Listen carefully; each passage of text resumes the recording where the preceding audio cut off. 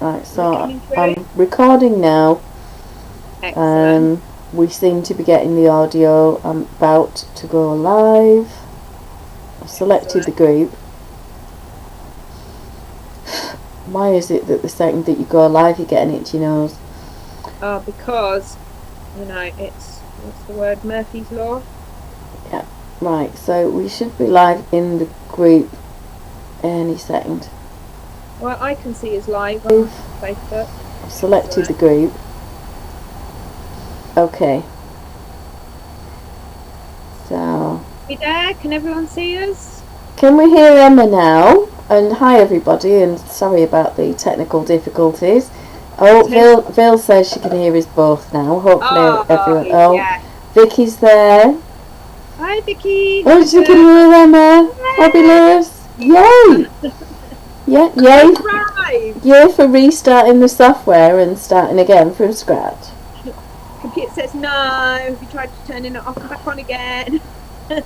It's because you didn't do your Peggy Mitchell impression. It's all your fault. It's all my fault. Get out of my pub. Oh dear. Oh. It's good to be back. How is everyone this afternoon? We all okay? How's Loraine? Are you feeling poorly still? I'm feeling a little bit rough today, which is why I'm slonked on the sofa with my feet up on the table, occasionally on top of a dog. Well, yeah, depends on how cold your feet are at the time. I'm at that stage where, being a woman of a certain age, I don't really get cold feet. I rarely get cold anything. Right, okay. If anything else, I probably feel like I'm boiled in oil. So what's everybody up to? So Gail says she can see and hear us both.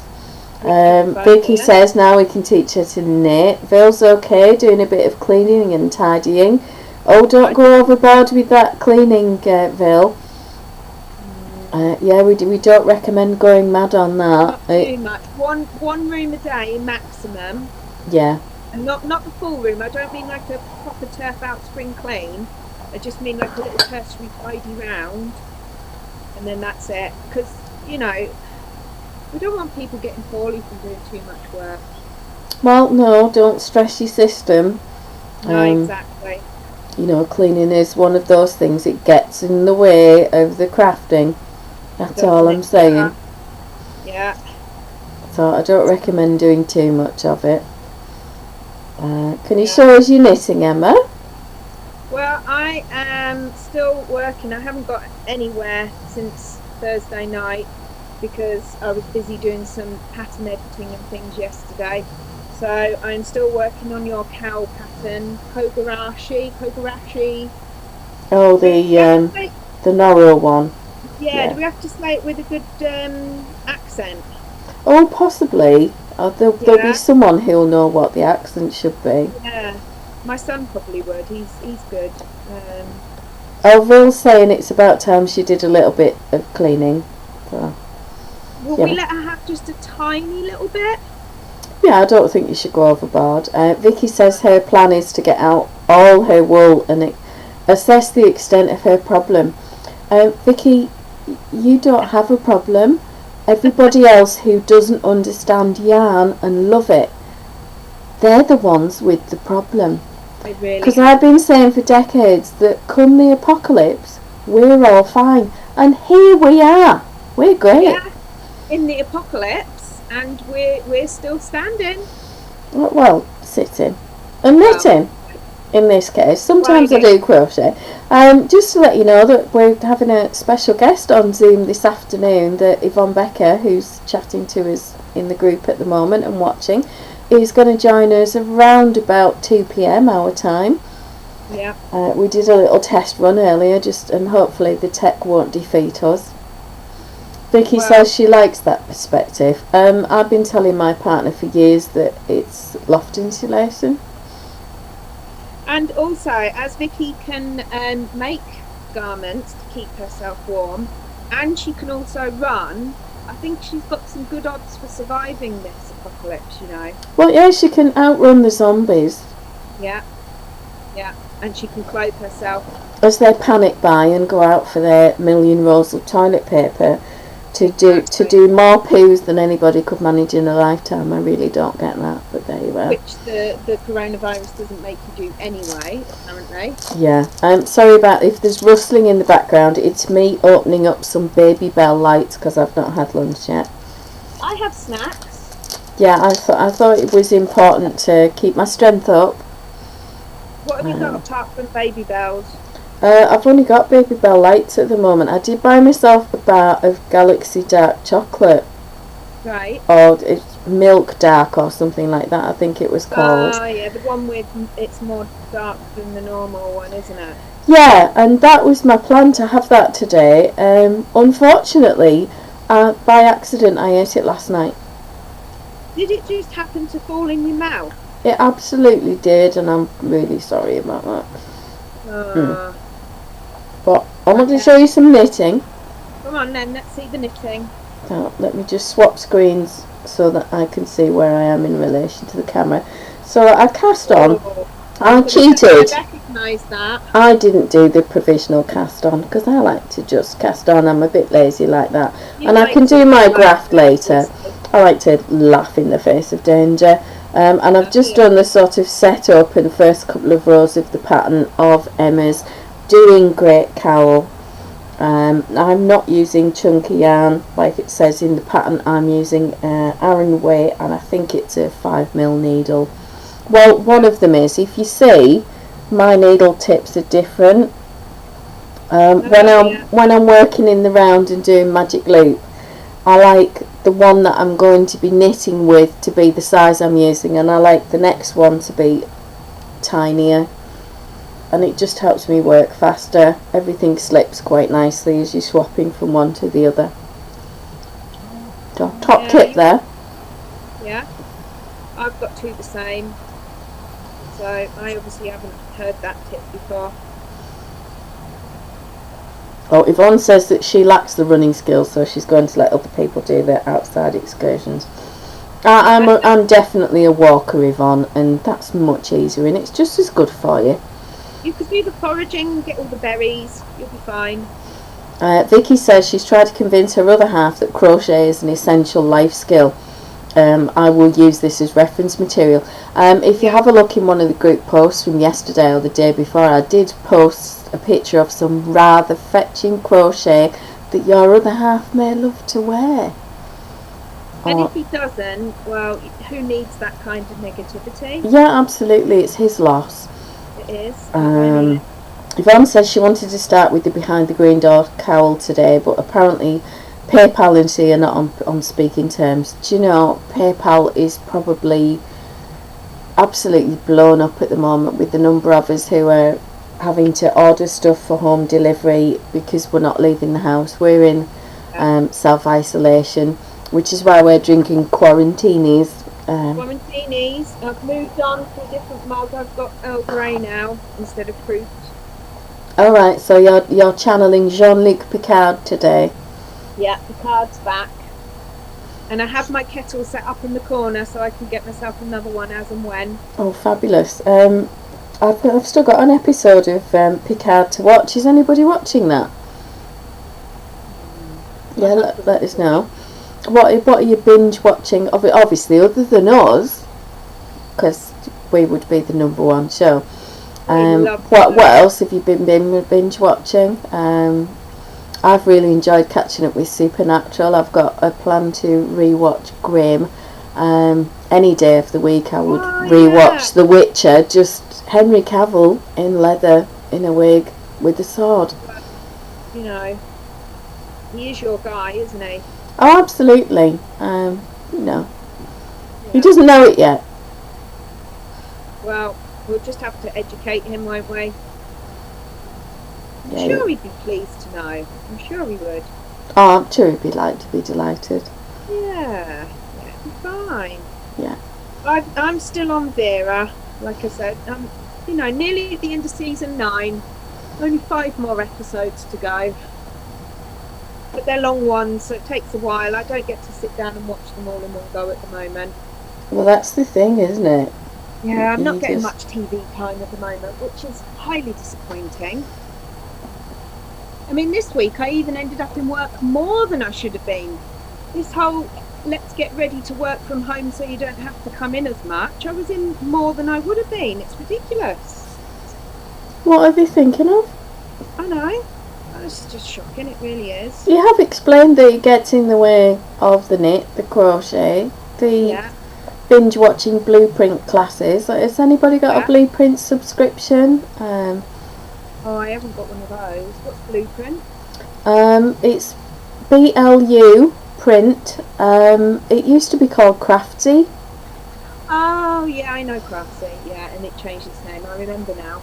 Yeah, and they very often have offers, and I think you can get 2 weeks free watching at the moment. So that's even better. You could pick a new skill and decide to learn to crochet or learn to knit and watch all of the classes. And I thought I might have a look at some of the sewing ones so that I can get the hang of my machine. At the moment, it kind of drives me, and I really think it should be the other way around. I'm not great with my sewing machine. I'm a bit scared. I did a quilting course at the local yarn and fabric shop once, a couple of years back. And being a knitter, I'm used to getting some really lovely wool and knitting it up, and then if I don't like it, ripping it back out again and make something different. You can keep doing that as many times as you want. Yeah.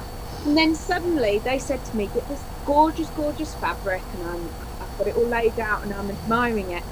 And then they wanted me to cut it and sew it back together, and I was like, yeah, but if I do it wrong, I've ruined that gorgeous fabric forever. There's no do-overs like in knitting. And I was scared, and I just stood there paralysed. I couldn't cut this thing. It cost too much money, and it was too pretty. So I don't think I'm a sewer. It's a difficult one. Hello, Helen. She's just joined. Yvonne's saying that she's still on the last season of Star Trek TNG, The Next Generation. Caught me out with that one yesterday. We know that now. And she agrees about the witches. She's not really fond of Henry Cavill usually, but in that role, very nice. I think it's the wig and the leather, which I'm not sure what that says about me really. I think he looks. I like them a bit more lived in and a bit scruffy looking, and then everything else that he's in is a bit too well groomed. Right. I must like them scruffy. I did like him in the Tudors though. Oh, do you know, I can't even remember who he played in the Tudors. We had this conversation, and I know that Helen put us right as to who he was, but I just can't. I'm going to have to go back and watch it now. You're going to have to. I think it's on something, one of the streaming company things. I'm not sure which one. Oh, I think you can watch it. Oh, well, and there's that's not good. many of them, so that'd be a good one to watch. We're all going to have loads of time to watch, aren't we? Well, we are, yeah, absolutely. I'm just balancing my chart now, so because I'm trying to figure out what row I'm on. Nightmare. That's what I had to do. I was sitting there staring at my knitting, trying to read it. I think I'm on the doing great chart, and should I be? Oh no, I've just done a cluster. Right. I'm not sure if I've done this right. I've just picked it up and carried on from where I thought I was, but I don't think I was. Okay. Never mind, we'll reevaluate later. Yeah, let's not worry about it. So, should I tell you about my day so far? Go for it. So obviously anybody who knows me, and Vicky will definitely know this, we go park running on a Saturday morning. And we go all over the country, do different ones. We're called park run tourists and wear stupid hats and just generally like to have our photo taken. We do this really, really annoying thing of a 5k run in the middle. It kind of gets in the way a little bit of our socialising because we're really just there for the photos and the cup of tea. But yeah, so we do this 5k. Anyway, with the virus that shall not be named going around, all the park runs are cancelled in the whole world, and we get them in different countries. There's not one single park run. So this morning instead of getting up in the dark and travelling miles, I went up the road and ran with my friend Anne, just the two of us from her house.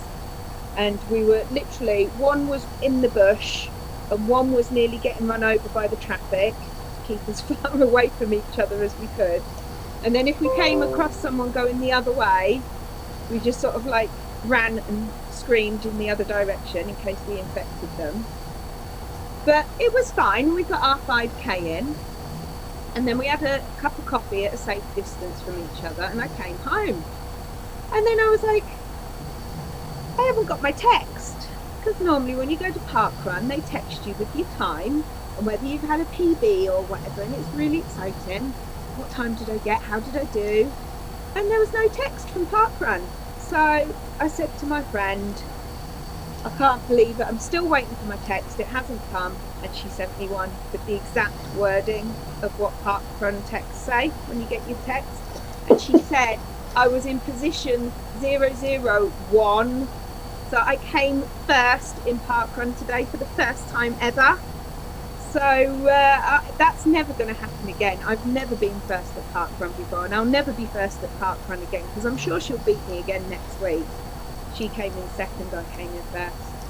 So I just thought it was quite funny how she made my day, having a little joke and a laugh, and I just wanted to say how grateful I am for my friends at this time, just keeping me cheered up and trying to keep life as normal as possible. Yeah. When all this is just going on, it's crazy. It's not good, is it? It's not, but that really did give me a little giggle when I'm just waiting for a text, and a text came through. And I was first! Woo! Oh well, that's good. Yeah, I know. Yeah. How are you getting on there? You've gone very quiet, you're concentrating. I am. I've got a little bit further. I've just done my next sort of catch strand bit. Can you? Oh yeah, I can see that. See that? I sort of keep looking at it thinking, have I got another row to do now? And I think I have. Right. I think I have to do another cluster. There's always another row. In this colour before I change to the next colour. Oh right, I thought you meant, you know. Yeah, well, there'll have to be lots of rows, otherwise it won't be long enough. It'll be a bit small. Oh, Helen quite rightly has put us right. Henry Cavill was the Duke of Suffolk. Thank you again. I knew he was a Duke of some kind. You'll have to remind us every week. Yeah, was he wearing nice tights? He probably was. And Helen says she'll be doing farm run from next week. Now, my neighbour may be just about to arrive. I did leave a message saying that we weren't particularly well, so she was going to social distance across the room, so give me a moment while I see if she's coming. Worry. Vicky, you just said on there, what's the best size needles to get first? That very much depends on what wool you're going to go with.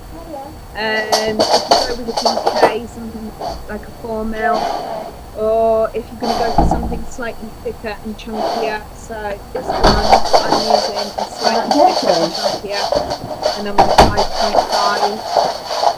So you've got to just decide what you've got in your stash really, and then you can decide on your needle, because I know you've got a lot of wool.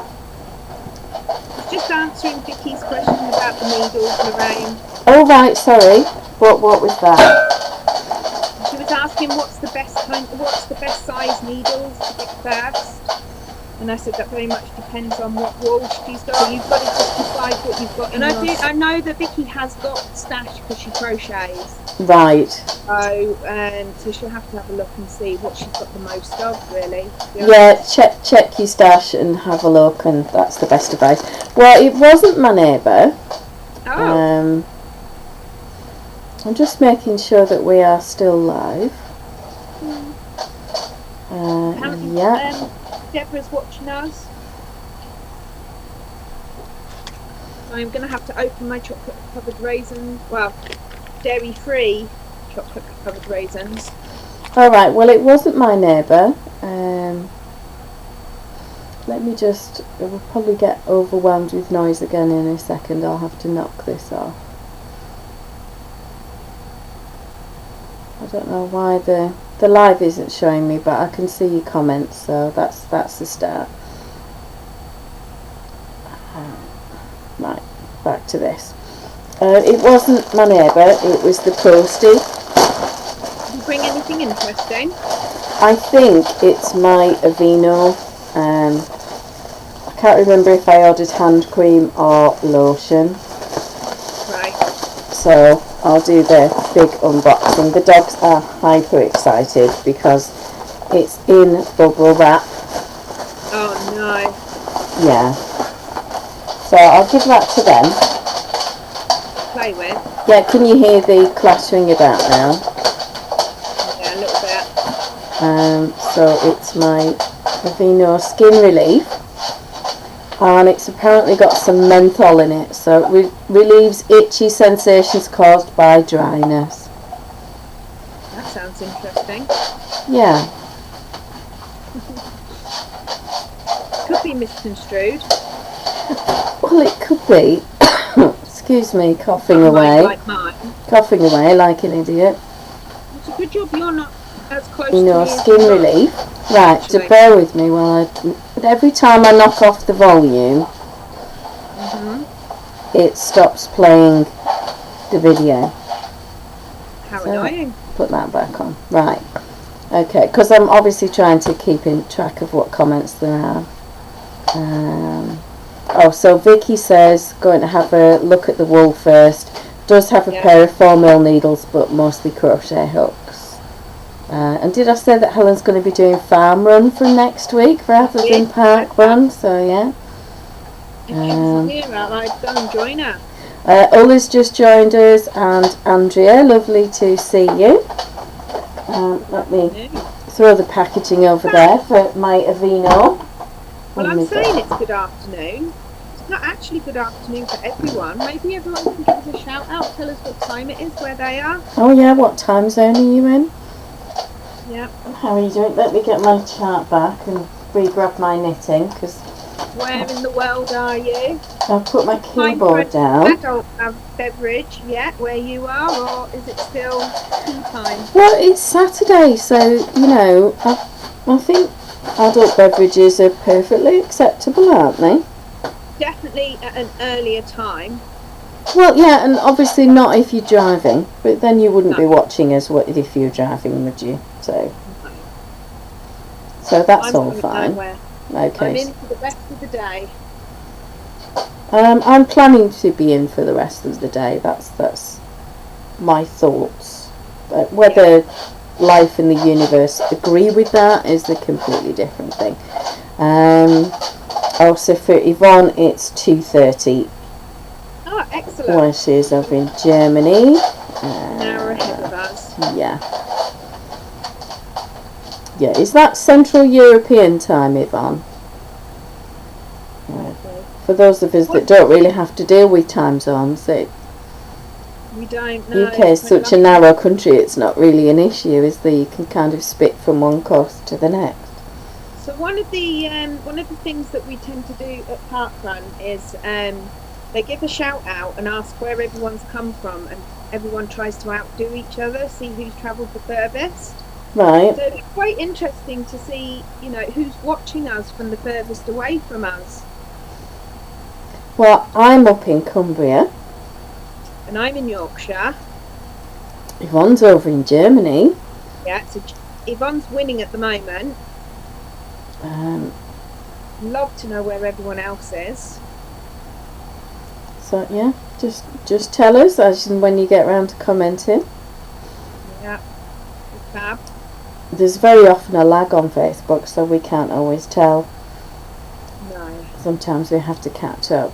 I'm going to get this next row of my knitting done, and then I'm going to show you sort of the next phase on this doing great cowl. It's quite addictive, that pattern, actually.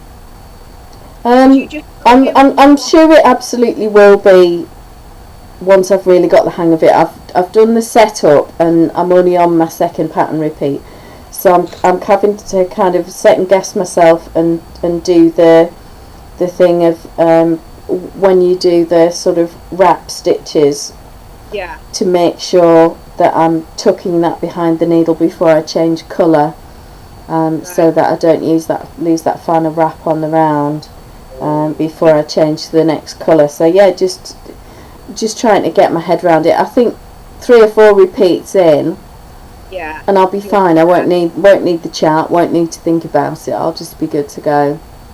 Cool. I'm just having a little giggle to myself because Naughty Vicky says she's in Australia, and she is not in Australia. Naughty Vicky, she's in Huddersfield. Right, so just checking. Oh, Ville's in Hengelo in the Netherlands. Is that a win? I don't know, which is she further than? Michelle's saying she can't win this one because she's in Yorkshire as well. She's up the road from me. I'm not sure. Is the Netherlands further away than Germany? I think we'd have to check that on a map. Yeah. Have to check that on a map. Not sure. So that's good. So I'm on a colour change row, and I think I need to do my pick up wrap. So I'll show you that in a second, how that looks as I'm just moving along to do the next one, to test my ability to count to 5. So Bill says, no, I live near the German border, but Germany is to the east. Okay, so Ville's the winner at the moment. Kendall. Oh, excellent.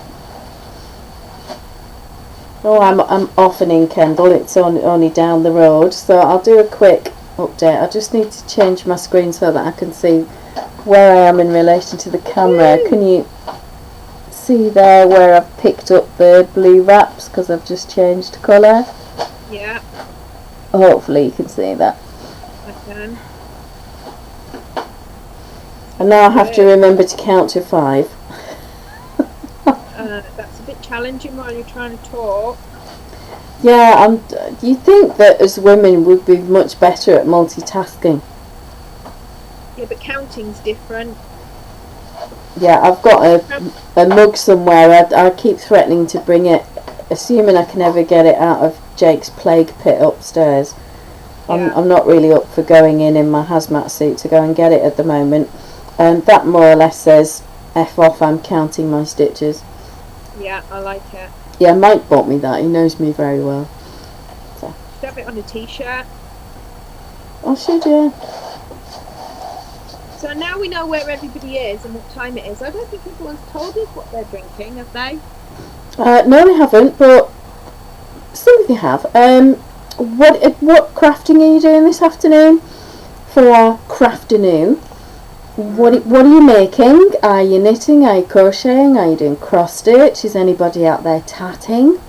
Feel free to post a photo in the comments because we'd love to see. I'm sure everyone would love to know what you're working on. Are you knitting sleeves or socks? Just doing stockinette because it's nice and easy to do while we chat. Let us know what you're making. Oh, Catherine says morning 6:40 a.m. here. Wow. Oh, Catherine, that is super keen. How amazing to have you join us at dark 30. Where's Catherine then? She must be in America. Yeah, Andrea's here as well. So yeah, it must be ridiculous o'clock there. Are you up sneaking a coffee before everybody else gets up, Andrea? How fab. I know, how brilliant is that? I love the house first thing in the morning before anybody else gets up. Oh, it's so nice, isn't it? I like to have my first cup of coffee. In fact, even the dogs know that I'm just not even going to acknowledge their existence. Yeah. I throw them out the back door, let them go and do whatever they're going to do, and then I make my latte or my cappuccino, and I sit and drink it in complete silence. Oh, lovely. I am not the best company until I've had that. No, I like to sit in bed and have a cup of tea and watch the news. Oh, I've stopped watching the news. I think you're the sensible one. I stopped watching it quite a while ago because I just found that so much of it was very negative, and it was making me feel down, and it can become part of your routine, and I just thought, well, who needs this? So I stopped watching. I check the highlights and kind of the BBC's, you know, if you've only got 5 minutes you need to know this. Yeah.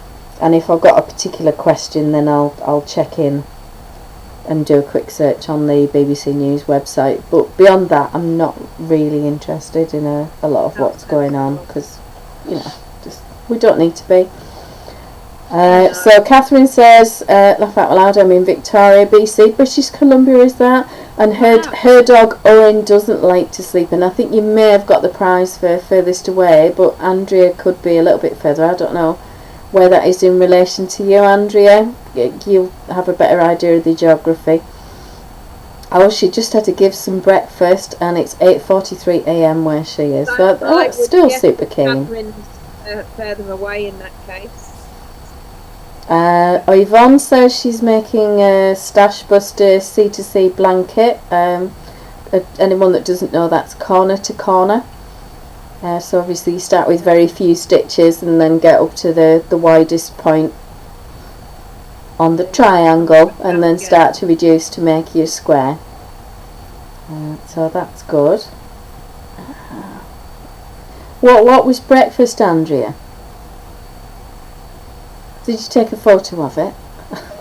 Not that we're mildly obsessed with food or any of that. Completely obsessed. Well, only a lot. It's fine. I found I've got more obsessed with the things that I can't eat now. So when I'm at work, because I normally kind of work over most people's lunch, and they're all sitting there in the middle on the table eating their lunches. And I have to go over and go around and have a look and say, oh, what are you eating? Oh, what are you eating? Oh, yeah, that looks really nice. Yeah, that looks really nice. Can't eat any of it.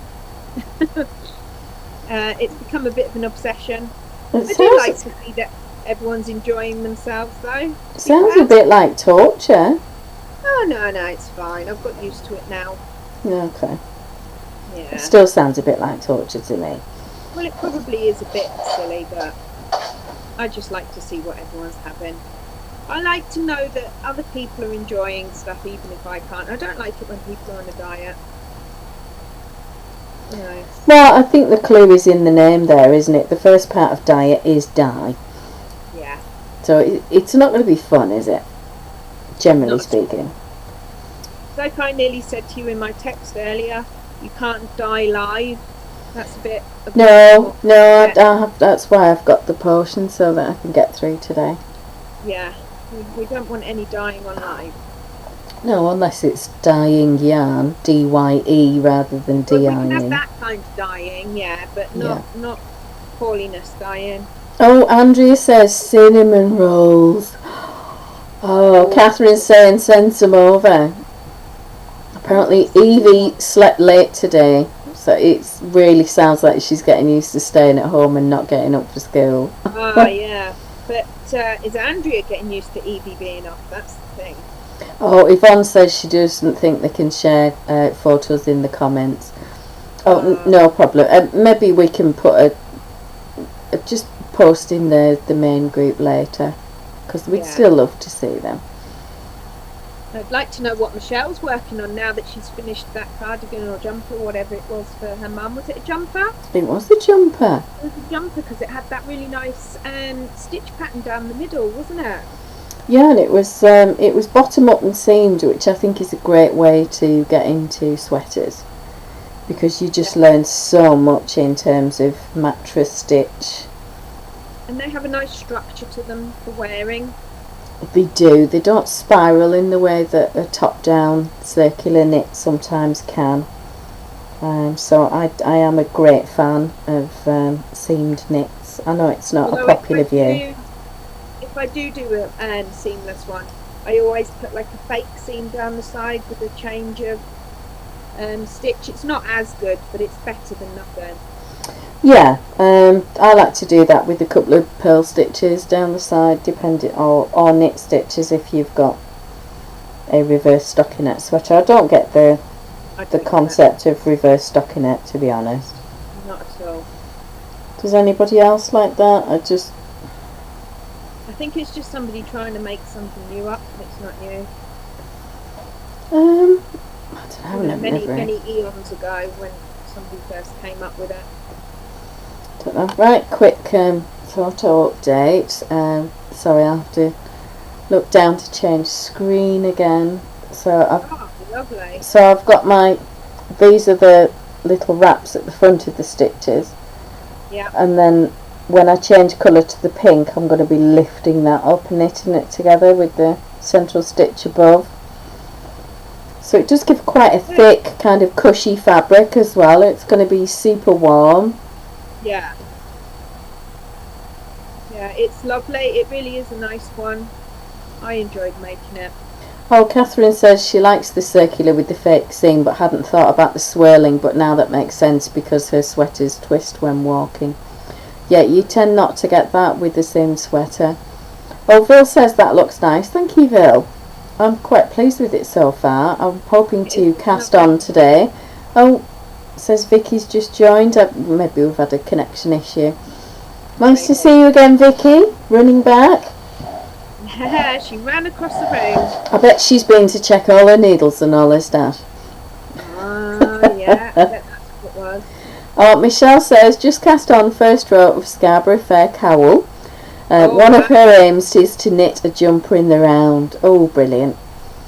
I absolutely love making sweaters and cardigans. We are not going to discuss sleeves. What sleeves? They're not my favourite. Sleeves are not your friend. Well, they are when they're done. The problem is, I don't enjoy working sleeves top down in the round. Right. And I find that if I'm doing a sweater that way, I have to do the sleeves before the body, or the second sleeve will never happen. And the first sleeve might not happen either, and I've got lots of sweaters that are at that stage. If I can get to the elbow on both sides, then there's a good chance that it'll get finished. And what I found is that I'm better off if I actually do the construction where I work from the shoulders down and on the back, and then shoulders down the front, join under the arm, work down the body, and then I can knit my sleeves flat and bottom up and make them fit the armhole and then seam them in. And you get so much better structure that way. You know, particularly when you're pulling things on and off, your clothing does get fairly rough-housed. Yes. And I just think that for seams in particular, it adds structure. That's honestly just my personal opinion. I'm not saying it's right. Jake's here. Would you like to come and say hello to the ladies? We're all live. Just pop in front of the webcam. I'll give them corona. Are you there? Can you see him? Hello! Have you recovered from the lurgy? Are you feeling better, Jake? A little bit. Yeah. He says he's a little bit better. Oh, it's because it's... Sorry about that. Yeah, he says he's feeling a little bit better today, thank you. Excellent. Is he off to see Rosie? He went to see Rosie last night. Alright. So, yeah. Now. It's not really self-isolation, is it? But we're not going to go there. So. No, just don't mention it, it's fine. I was a little bit... I don't know what the right word is to use. I want to say annoyed, but it's not really my place to be annoyed. When I saw a Facebook post from my nephew who said, what do you do on a unexpected child-free night and the pubs are going to be closing? And then a picture of him sitting in the pub. Yeah, exactly. Well, at one point I said to Jake, what are you going to do? Because he was going to go and play football because the leisure centre was still open and they were playing outside, and they were going to do a walk-in version, so there were no impacts or anything like that, and try and socially distance a bit and make that work. But then his friend, whose family own a brewery and a local pub, had said, this is our last night that we're allowed to be open. So his parents had more or less said, you have to work in the pub tonight, which is fair enough. They might not have any income from that business for months. So I completely get that. I understand it. I do. But so football got cancelled, you know. Part of me feels that the reason why we've had to shut them is because too many people were still going anyway. That maybe if it had just been a steady trickle, they'd have been able to stay open.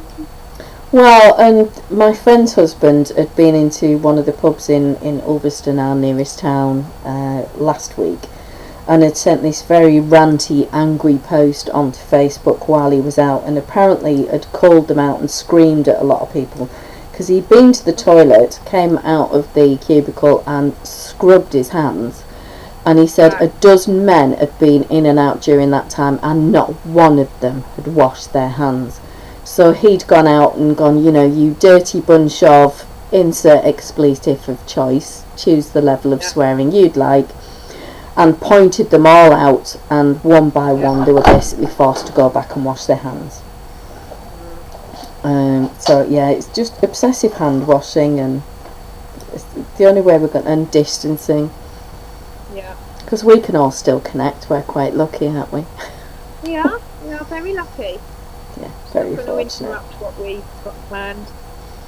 No, and to be fair, as someone who's not particularly social and doesn't, Vil will tell you that I lived in a pub in my teenage years, so to me it's not a place I like to go and socialise anyway. It's not really my thing.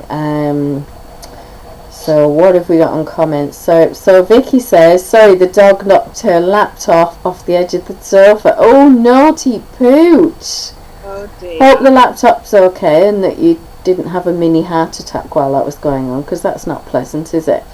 Andrea, hoping to cast on one of the cowls today, just depends on which yarn she locates first.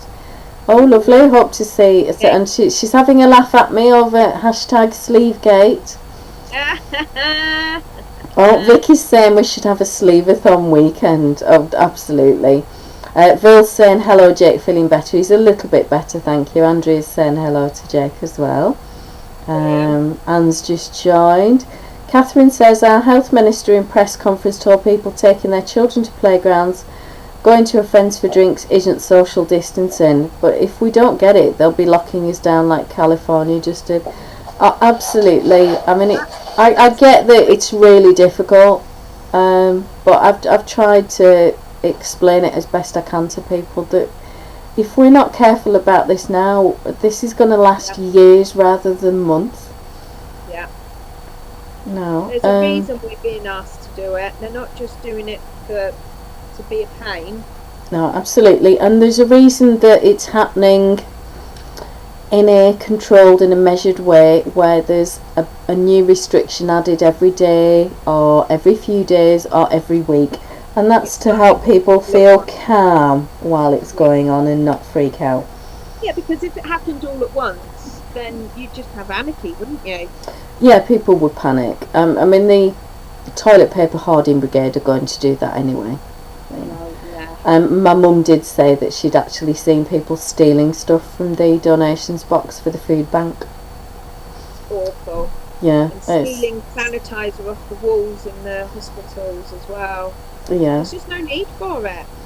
No, really scummy. But, you know, for some people it brings out the worst, but the majority, the vast majority, I have to say, it brings out the absolute best. So let's celebrate that. If you do your hand washing properly, and if you self-isolate, well, not self-isolate because that's something completely different, if you social distance properly, then it's fine. So, you know, my point is, my college is shut down and people are getting paid to stay at home, so they wouldn't pay you to sit on your big bottom during the day, yet then be happy for you to go down the pub in the evening. Yeah. So it feels a little bit unfair to do that. Well, and it's silly, isn't it? Yeah. Catherine, the disheartening part will be that it won't seem like it's working for another 2 weeks, because any cases that come up right now were infected 2 weeks ago before we instituted the distancing. Yeah, it is very much a waiting game now. I had thought that we'd got away without it, but I'm not sure now. I've got a very scratchy throat and everything aches, but you know, doesn't really matter when you're just doing a bit of knitting, doesn't it? I think, you know. 1, 2, 3, 4. Sorry, I was struggling to count to 5 there. It was obviously a bit mentally challenging for me. 1, 2, 3. 7. 7.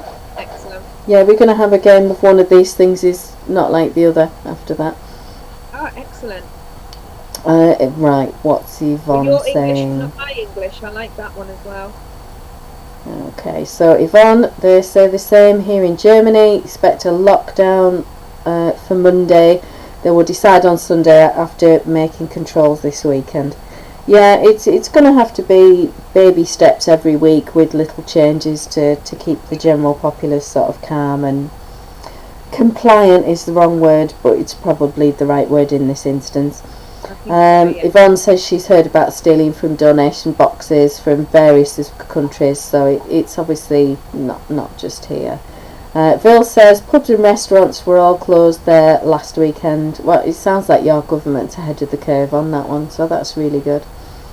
Well done.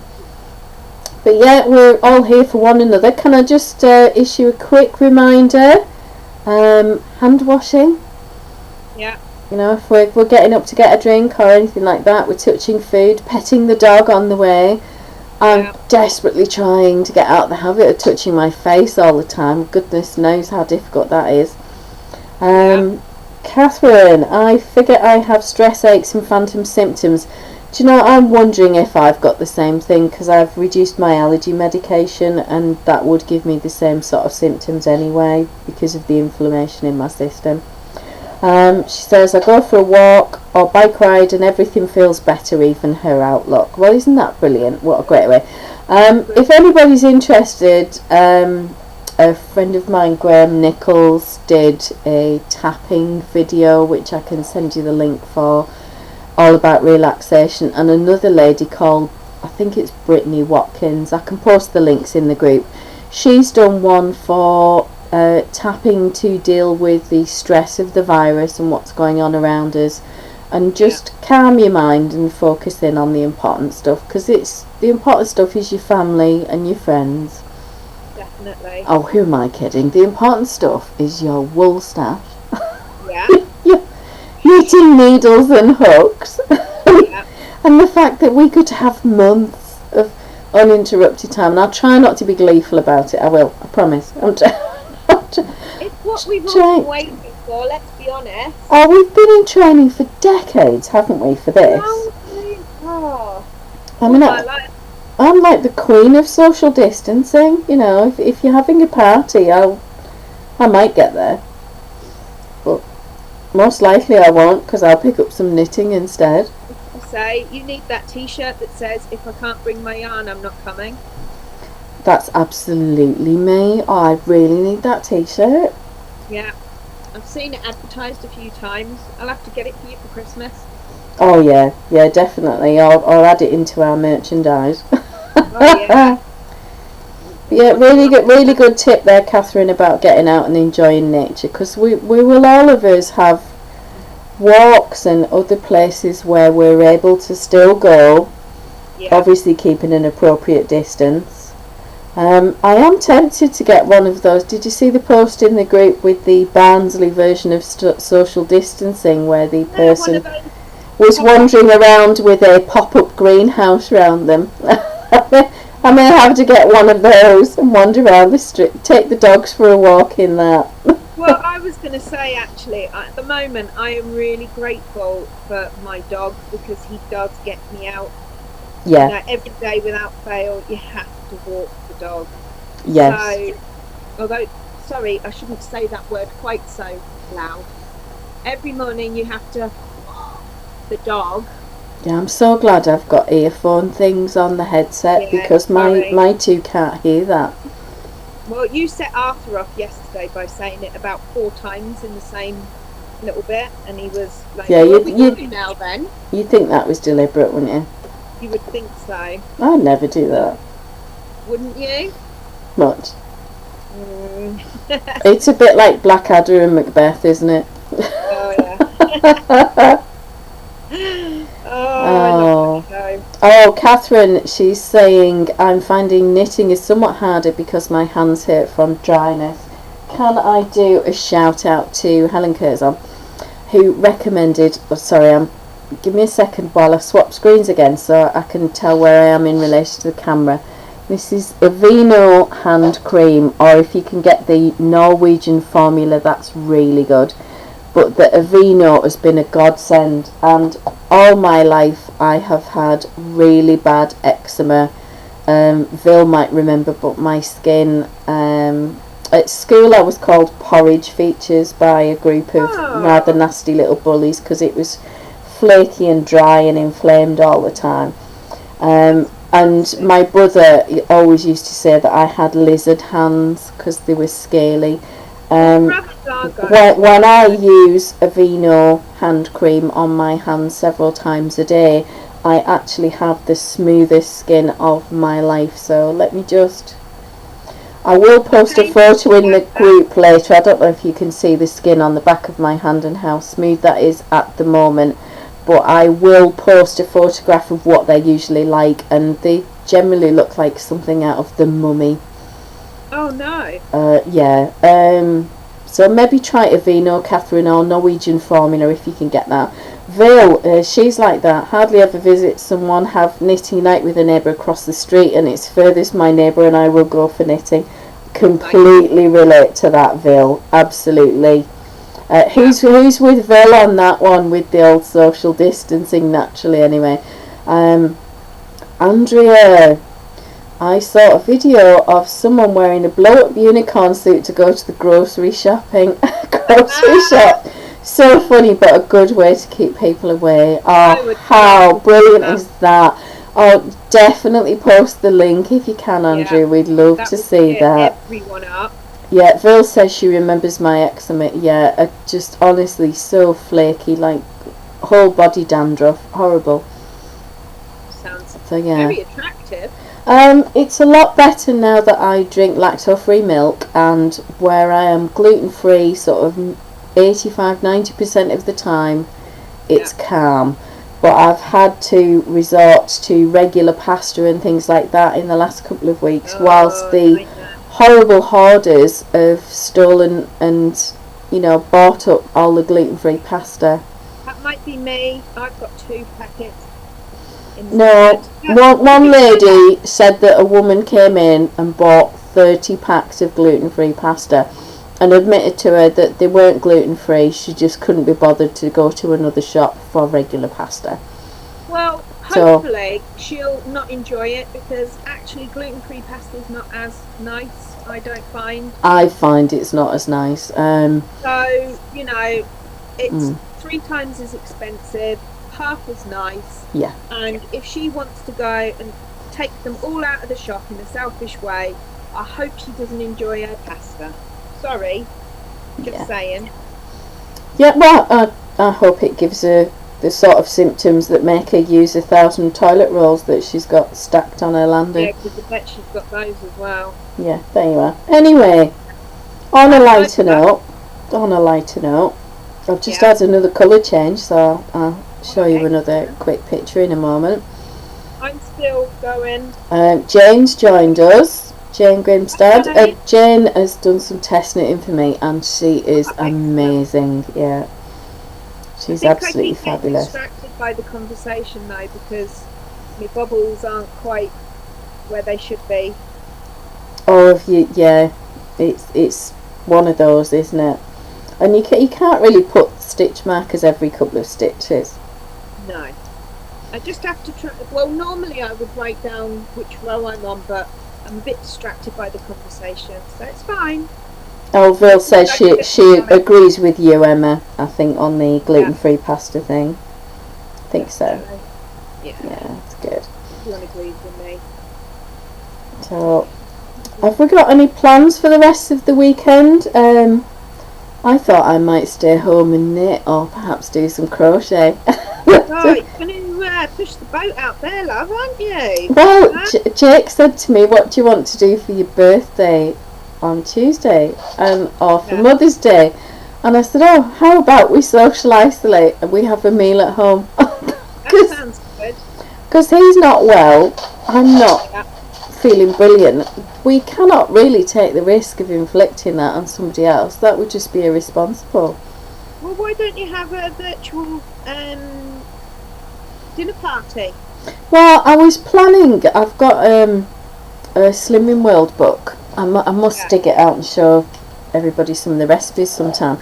But it's sort of Slimming World versions. It's called Fake Away. Oh, yeah. And there's a really nice Chinese chicken curry recipe that I like. And you can use pasta sheets, which you have to soak until they're soft. Yeah. Sort of malleable, and then you use those to wrap around to make sort of fake spring rolls. Right. And things like that. I do the curry. We do our own version of special fried rice. Yeah. Which we really enjoy. Sorry, I've sat up so that I can do my baby bell. That's what I do. Because you know I don't want to not be nourished while we're all chatting away. Oh, Vicky says she loves the Fake Away book. Oh, it's just awesome, isn't it? Have you tried their version of Kentucky Fried Chicken? I really struggle to say Kentucky Fried Chicken because my partner hates the stuff, and he calls it Kentucky Fried Rook Bone because he says it's vermin birds that are just fried and coated, and doesn't believe it's actually chicken. But there you are. I don't eat the stuff. I would only ever eat the zingers. I don't like the stuff on the bone. No.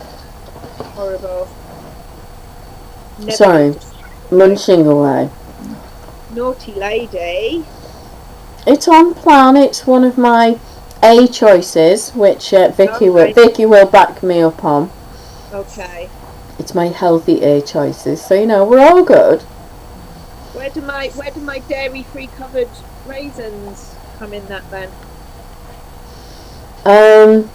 Probably really naughty because you're not allowed dried fruit. You can have dried fruit as a healthy extra B, so instead of bread or porridge or something like that, and you can always sin it. Yeah. Although you're so tiny now that you won't get many sins. I'm still at the level of lumpiness that I get quite a few sins. Well, I was just, do you know, like when all the different guidance came out, and that one of the things they put was the over 40 BMI. So I checked mine, and I'm 26.1. So I don't even think Slimming World would accept me, would they? Possibly not. You have to be in the position where you've got about half a stone to lose before they'll accept you. Oh, so yeah. I just need to maintain now. Yeah, you can go off, people. Vicky says, yes, we adapted that to make palmo. Oh, well. Yeah, I mean, I love the Fake Away recipes in the Slimming World books, and just the, sort of the inventive way that they find. And Jake loves the homemade Scotch eggs, which we do with pork mince, but I put a lot more sage, garlic powder and seasoning and other bits into it, and very often onion powder as well. You're not... You can close your ears on that one, Emma. Oh, yeah. You don't do the onion thing. No. Did you ever try the asafoetida? Do you know what? I still have them. It's shocking, isn't it? It is. With me. But you know, I've said it before, I don't really cook very much, and I am so lucky today that Callum has cooked again. Oh, he made the chicken fajitas the other day, and that looked really good. I was quite miffed, actually, that I wasn't there for lunch. Sorry, chicken fajitas yesterday. And then today, when I was tidying up the room and, you know, getting ready, he come and find, and he's like, what's for lunch? I said, oh, well, I've got the stuff in the fridge for a chilli. Oh, brilliant. But I'm not ready, I can't cook until about 4 o'clock now. And I said, you're going to have to cook it yourself, or you're going to have to wait. Anyway, he cooked it. Brilliant. Really? Right, I'm going to do a quick update, so let me just swap the screen so that I'm in OBS and I can tell where I am in relation to the camera. Oh, wow. So that's how far I've got. You see how the pattern is shaping up now that I've been catching those stitches and going through the colour changes, and I'm getting that I know what I'm doing now. It didn't take long, did it? Even with my limited brain power. And also talking. Yeah, but I do that all the time anyway. Oh, well, I don't when I'm trying to concentrate. Oh, hang on. There's a notification. Let me just have a look. Oh my god, Andrea has just posted in the group. If you open up another tab in the group and find Andrea's post, she has just shown photographs of the person in the unicorn suit. Oh my goodness. Thank you, Andrea, that's made my day. Is it really funny? It's brilliant. It's oh my goodness. I wasn't expecting that. Oh, isn't that fabulous? Oh, thank you so much, Andrea. Oh, that's awesome.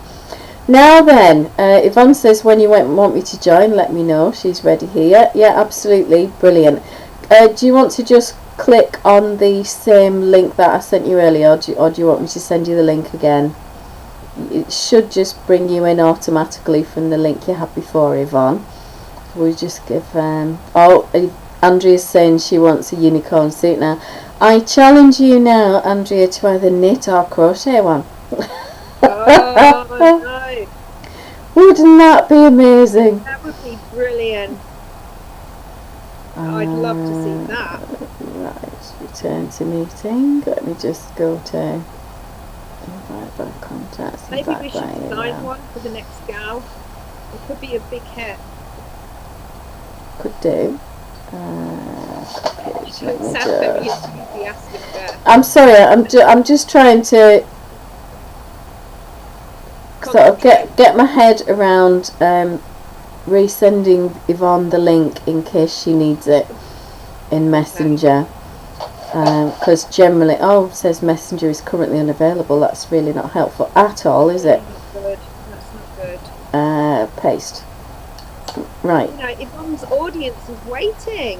Yeah, they're waiting with bated breath and huge excitement. I mean, it's really nice to have someone else on to chat with us. Don't get fed up listening to me all the time. Oh, so Yvonne's got to try to join now. Andrea says she's already got too many whips. Well, yeah, it's kind of the problem that we have, isn't it? We're not going to talk about how many works in progress I've got, and we won't discuss that lots of them have never made it onto my Ravelry projects list. I wonder if this whole virus started by somebody who decided they just wanted a few weeks at home to finish off their whips. And, I can neither confirm nor deny that rumour. It wasn't you? Well, not this week. Not this week. I will take some responsibility, because there were some meetings that I had coming up where I'd sort of mentally said to myself, oh good grief, I could really do with those postponing, I can't be bothered. So did I mentally manifest this whole worldwide thing? I don't know. What do you think? We'll just have to find out later. Helen Gibson was saying earlier that she thought it was her fault. Oh, we've got Yvonne appearing. I can see you, Yvonne. Can she see us? Can you see us, Yvonne? Does it work now? You need to click. You need to start video. We've got audio. Right. Got video now. Excellent. Took a bit. Oh, Vil says hello, Yvonne Becker. Andrea's saying hello, Yvonne. Michelle's saying hi, Yvonne. So yeah, fame at last, Yvonne. Yay! Welcome to the show. Hi. How you doing? Yeah, pretty fine actually. Excellent. Oh, that's good. For those of you that don't know Yvonne, she is a knitwear and crochet designer. We know Yvonne from Ravelry and the Indie Design Gift Along. which I think that's probably how we met in the first place. And Yvonne and I have met in real life. She's actually stayed at our house. Oh, excellent. And after much fumigating and clearing out of Jake's room, Jake slept on the sofa and Yvonne stayed in his room, and survived. Excellent. So you know, Fun so stories. you know, she's intrepid. We've been up into the lakes. We went and had ice creams, didn't we? Up at Windermere, and fed the swans. Yeah, we had all sorts of fun. So, do you want to tell us a bit about your designing and how you got into it, Yvonne? Oh, that's kind of a strange story. Well, I never really got into designing. I basically started making up my own things as soon as I started knitting and crochet. I didn't have access to a lot of patterns back then, and the library patterns were meh. So I kind of started combining stuff, and then people started, what pattern did you use? Can you write this up? Yeah, it got more from there. So kind of by accident rather than by plan. Yeah. Happy accident. Oh, that's good. So, Brilliant. do you have a favourite? Is your hat with knitting or crochet, or are you sort of truly by craft, or do you swap between the both and it will be hard to choose? I love to do both, but with designing I kind of tend to knitting. I'm trying to change that lately and have published a few new crochet patterns last year, but yeah, I think my default when designing goes to knitting for whatever reason. Yeah, I get that. Yeah. Now you do quite a bit of sort of activism, I think is the word that we use here. You know, equal rights and things like that. And there's a pattern that you've released recently. Would you like to tell us a little bit about that? Yeah, I can show it to you as well. Excellent. Got it here. It's a hat. Oh, wow. Can everybody see that texture and the colours on that one? Gorgeous. And it's for collective effort called Operation Social Justice, Yeah. where every participating business from dyers, project bag makers, stitch markers, everything related to knitting and crochet and everything around it, they pick a charity to donate to 20% of all sales between March 15 and March 31st.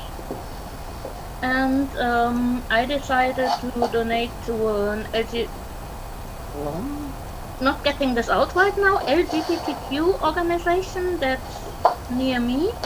Yeah. Because I know a lot of people that are gender non-conforming, and Yeah. that's why the pattern is called social construct, because the gender is not just the male and female, there's more to it, and that's why I picked the blue and pink and mixed them in between to, yeah, kind of bring that message across, that there's not just the two obvious things that when someone feels I'm somewhere in between, that's totally right, because that's how they feel. Yeah. Neither one nor the other. Yeah, exactly. And if they say that's how I feel, we have to believe them and say, well, it doesn't fit into what I have been taught from childhood, but it's fine, you are who you are.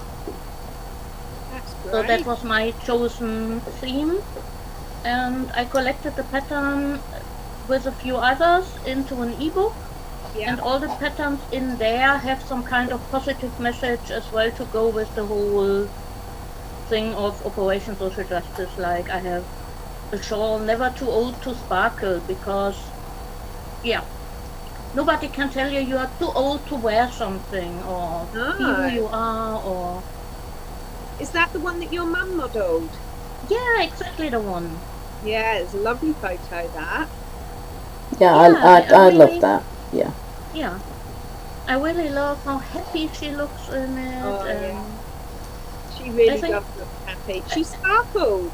Yeah, and she and her twin sister proved that you really are never too old, because the photo was taken on their 75th birthday, Wow. and my mom modeled and her twin sister took the photos. Yeah. So they obviously are both definitely not too old. Definitely not. That's brilliant. Okay, you were going to show us some finished objects, so have you got anything else you would like to show us or tell us about? And have you changed your cardigan? Have you got rid of I just took the cardigan off because it got too warm here. The sun yeah. I have a lot of windows. It's heated up quite a bit in here. Oh well, we wouldn't want you to be too toasty, but yeah, but perhaps have a look in. We can maybe put a link to Yvonne's patterns in the chat later, and once we finish talking, Yvonne can put those links in, and also to her Ravelry projects as well, because she's made some really beautiful cardigans and things. When she's very generous with test knitting for other designers as well. And that, well, yeah, it's not always possible, is it? But it is really appreciated by the designers. So back to Yvonne. Yeah. You mentioned I designed crochet patterns as well. Yes. And that's one I recently published. Well, recently, end of last year.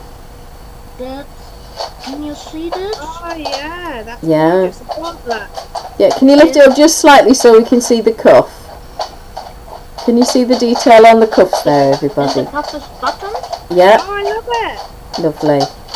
And it's a hand-dyed cotton yarn from a UK dyer I found. And I'm absolutely in love with her yarns.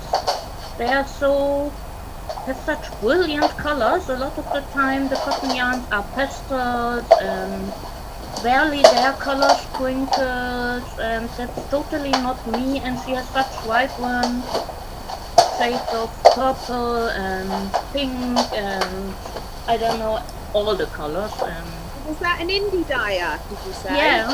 Who was that? She's called 3 Violet Buttons. The number 3 Violet Buttons. Oh, lovely. Alright, perhaps we could put a link in later, Yvonne. Maybe you could add that link for us. I'm sure everyone would love to see.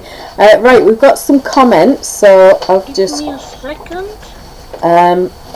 Quickly let you know what everybody's saying. So, right, Vil loves the hat, Andrea loves the hat, Vil loves the hand warmers, thinks they're fabulous. So yeah, thank you. Yvonne's put the link into chat for anybody that can't see that yet for 3 Violet Buttons. Brilliant. Volume's gone, Yvonne. Okay. That's it, back again. Apparently I'm not allowed to switch windows to go into the chat. Ah. That'll be it. Yeah, I'll add the link to my pattern collection later.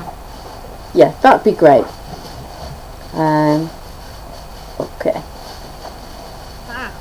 So we've got the right, it's 3violetbuttons.co.uk for anybody that didn't get that. Brilliant. So what's next, Yvonne? What can we see? Next in my designs, let me see where I have it. Not quite done yet, but I can put it on.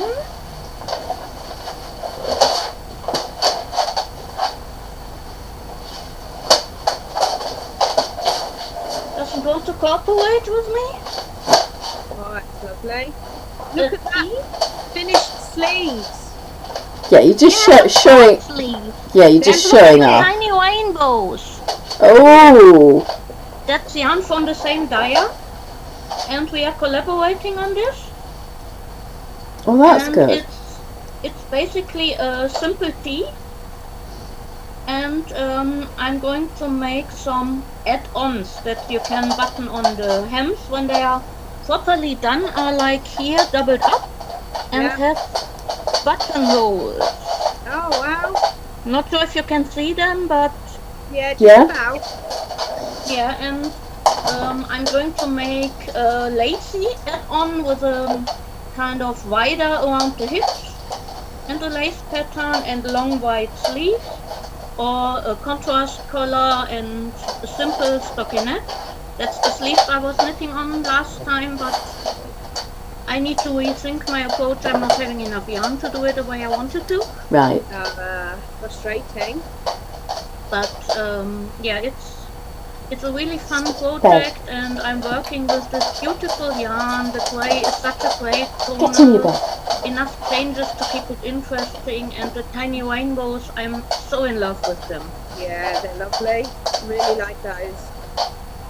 But yeah, that takes a bit time because it's a garment. It takes time to knit it. I need to write the pattern, grade it, get it through testing. Yeah. So I'm not quite sure when it will be done. Yeah, what size range, sorry Yvonne, what size range are you going up to on that one? From 28 or 30 inches to 60 inches in 2-inch steps.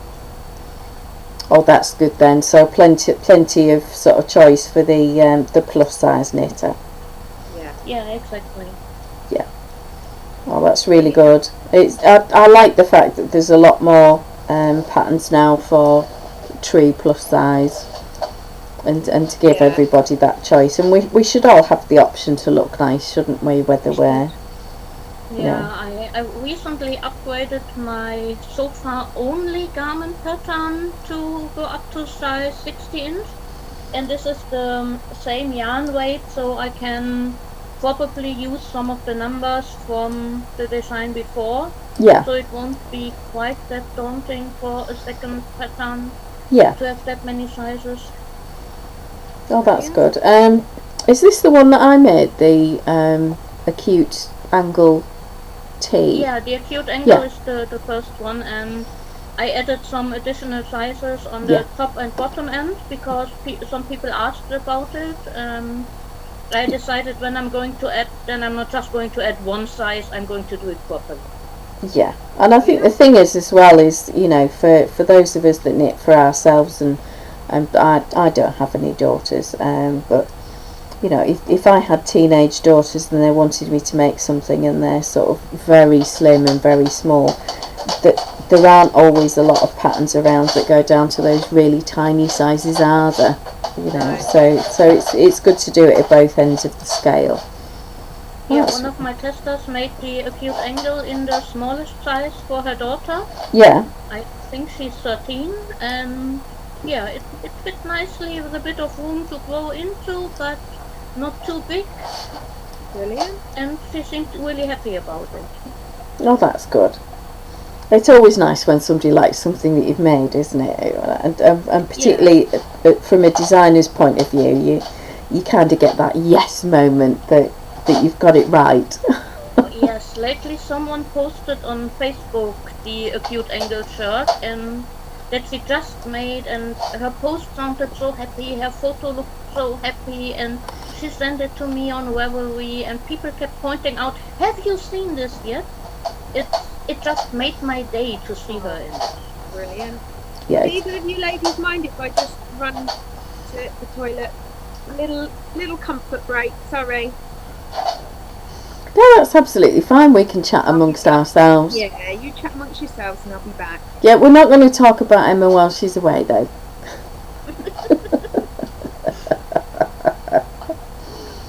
Right, we'll see you when you come back, Em.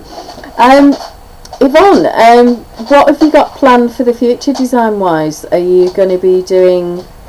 Have you got some more crochet in the pipeline? Or what's the next thing that's going to be released?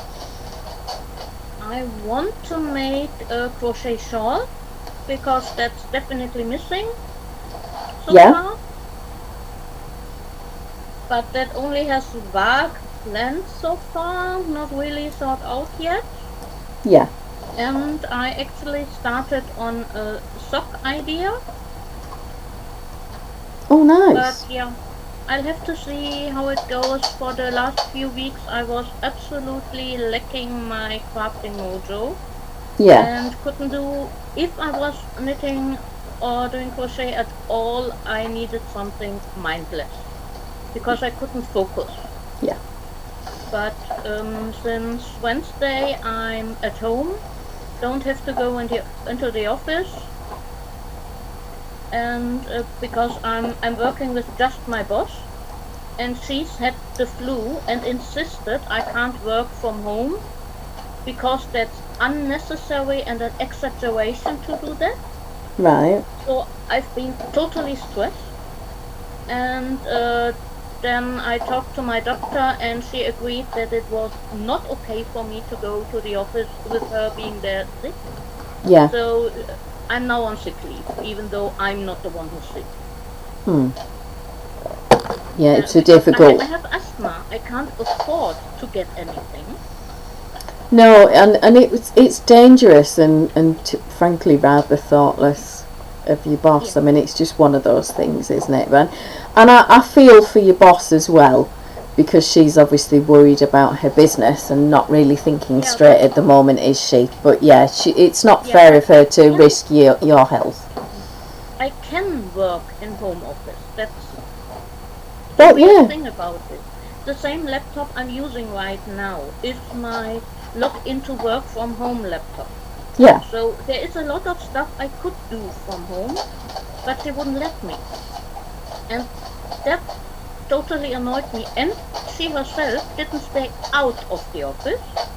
So we shared the same room, and yeah, she really has a bad flu with fever and cough and everything. And she only told me, but I'm not going to say it, but she tried to convince me that it's not dangerous, but she hadn't even seen a doctor yet. So how is she supposed to know what she's having? Well, I mean, the advice here is, I don't know whether I've got a cold or we're jokingly calling it the plague in this house, but I might have it, I might not, but I'm absolutely not taking the risk. I'm not going to infect someone else. No way. It would just be completely irresponsible of me to do it, hence I'm working from home and doing everything else. But you've worked from home quite a bit, haven't you, and in the past, so I don't see why she's not a bit more reasonable about it. Yeah, that's been my problem. So I decided to talk to my doctor, because I have depression as well, and Yes. anxiety, and that stressed me out so much I could barely sleep. Oh, Vil, thank you. Vil has used some Ravelry foo, and she's put the links for Social Construct, for your bramble mitts, and the acute angle t-shirt. Oh, thank you, Vil. That's lovely. It is absolutely brilliant. Isn't that amazing? Right. So, are you knitting on something at the moment, Yvonne? We seem to have lost volume. Okay. Can you hear me now? Oh, hang on. Yeah, back again now. Okay. Yeah. I'm working on the corner blanket. Right. Just started the 4th color. Oh, that's Mm. pretty. I'm just using up leftovers of acrylic, single balls of acrylic, partial balls, and I just combine them into a really large cake, and I'm going to work from it just as the colors appear. Alright. I mean, that is so pretty. And it's such a great way to get exactly the size of blanket that you want, isn't it? Oh, looks like we've got Emma on her way back. I'm trying to sneak it without getting knocking my tea over. I just was really naughty and snuck a cup of tea in. Well, that's not really naughty at all. And Jean-Luc Picard again. I'm back. Right, and we've got volume again, so that's good. I did Right. mute you. I didn't have to listen to the toilet flushing. While you did your horse pee. Yeah. Right, can everybody hear us okay? A quick reminder, Yvonne's just made me think about it, having a drink. Remember to have a quick slurp of something, keep yourself hydrated. And I gave my hands a wash as well. While I was gone. Oh, brilliant. So, moisturise. So I have a nice cup of tea. Yeah, and you got your moisturiser. What moisturiser have you got there, Emma? Can we see that? Is that Nivea Soft? Yeah. It was on offer, so I thought I'd give it a go. How is it? Alright, actually, yeah. Brilliant. It's got quite a bit of perfume in, and I wouldn't normally use anything with perfume. Oh, okay. But for my hands, it's okay. I just have to make sure that it's soaked in before I touch my face. Otherwise, my face will just go woof and red. Well, that doesn't sound like fun at all. Not at all. Not at all. Not recommending that as a hobby. No. Has Yeah. everyone got a cuppa? Yeah, if we all got a brew, peeps, let us know. Mugs out, ladies. Everyone might I be have some here. sneaked What off have to you make got, a brew. Yvonne? Just normal black tea. Yeah, I've got black tea. I've got Earl Grey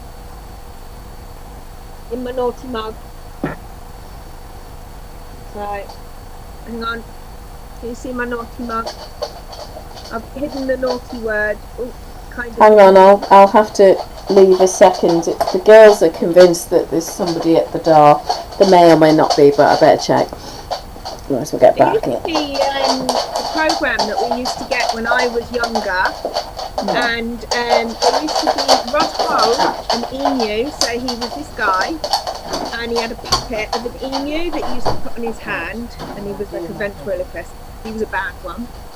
And part of the thing was that somebody would come to the door, and they would all sing this song, "There's somebody at the door, there's somebody at the door." And it just makes me want to sing that song right now. Do you know the song, Loraine? There's somebody at the door. There's somebody at the door. I've just been talking about Emu and Rod Hull. Oh yeah, yeah. There's nobody at the door. Oh. So I've thrown them out the back of the house. Once I'd retrieved my shoe, which Coco had decided to fling under the table. Michelle says, topping up her tea now. Vil has just finished a coffee. Tell us, Vil, what kind of coffee have you got? Because I've been buying these flavoured latte sachets from the cheap shop because I'm such a skinflint. Like yesterday I had gingerbread and today I had hazelnut. What else have I got? I've got a caramel one and I've got a mochaccino one, but I've not actually tried those, so I can't tell you if they're any good yet. Catherine almost finished coffee number 2. Oh yeah, because it's early in the morning there. Yeah, I mean that's perfectly acceptable. It's ridiculous o'clock there, isn't it? Can we have another quick glance at the crochet there, Yvonne? How are we doing? What you making, Yvonne? It's a blanket, a Stashbuster blanket. Oh, that is brilliant. I love that. I wish I was better at crochet. Maybe that's what I should do with my lock-in time. Yeah, maybe quick blueprint. I just made one huge ball of yarn with all the I single love stitch. it. That's even bigger than mine. Oh, someone's had the audacity to phone Vil. She'll have to pop back in a bit. I mean, how rude of them. Like, we're all busy. Tell them. How dare they interrupt? Yvonne, you need to join my club. I'm going to get where Loraine needs a t-shirt that says, "If I can't bring my yarn, I'm not coming." I need a t-shirt that says, "I like big balls." What do you reckon? Do you need one as well? Probably, yeah. Yeah. Blue. It's the song, isn't it? I like big balls and I cannot lie. We got quite. Oh, I just remember you were asking about my hair color. Oh yeah. Oh yes. Beautiful. Oh, I like that. To cover the grey bits, but yeah, Good. but it's the darker color I have now. Oh, I like that. But do you know, I'm actually all about embracing the grey. I don't know if you can tell. I mean, I haven't got a huge amount of grey, and I mean, I'm 52 this time, and my brother's been greying since he was in his teens, and my ex-husband, who will tell you this is all my fault, has been greying since he was in his early 20s.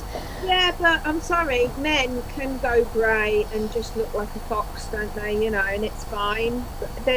I know it's not quite the same now, but for years it's always been pressure on women. You can't look like you're getting old. You've got to cover those greys. You've got to get rid of those wrinkles. Yeah, I do like, with the BBC and some of the world news programmes and things like that now, that we've actually got older women presenters as opposed to some 17-year-old girl with some guy who looks like he's been dragged out of an Egyptian pyramid and reanimated. He's that old. Yeah, because they can work forever. Yeah. Women have to be on the scrap heap when they're about 30, 35 maximum. Yeah, absolutely. Right. I am going to put the kettle on and top up my tea and let the dogs in. So back with you shortly. No, the wrong way round. Who let the dogs out? Well, dogs don't pass on coronavirus, so maybe the WHO did let the dogs out. Ah, maybe. Do you like that? She's just going to leave us with that thought. So I heard a bit of the conversation, Yvonne, that you aren't allowed to work from home. Is that right? Yeah, I'm on sick leave right now because my boss wouldn't let me, even though I have the technology. Yeah. The main part of my work can be done from home. Right. Some parts obviously not, but with my boss having the flu and coming to the office as well, yeah, I didn't want to go there. No, I don't blame you. So I talked to my doc and she put me on sick leave.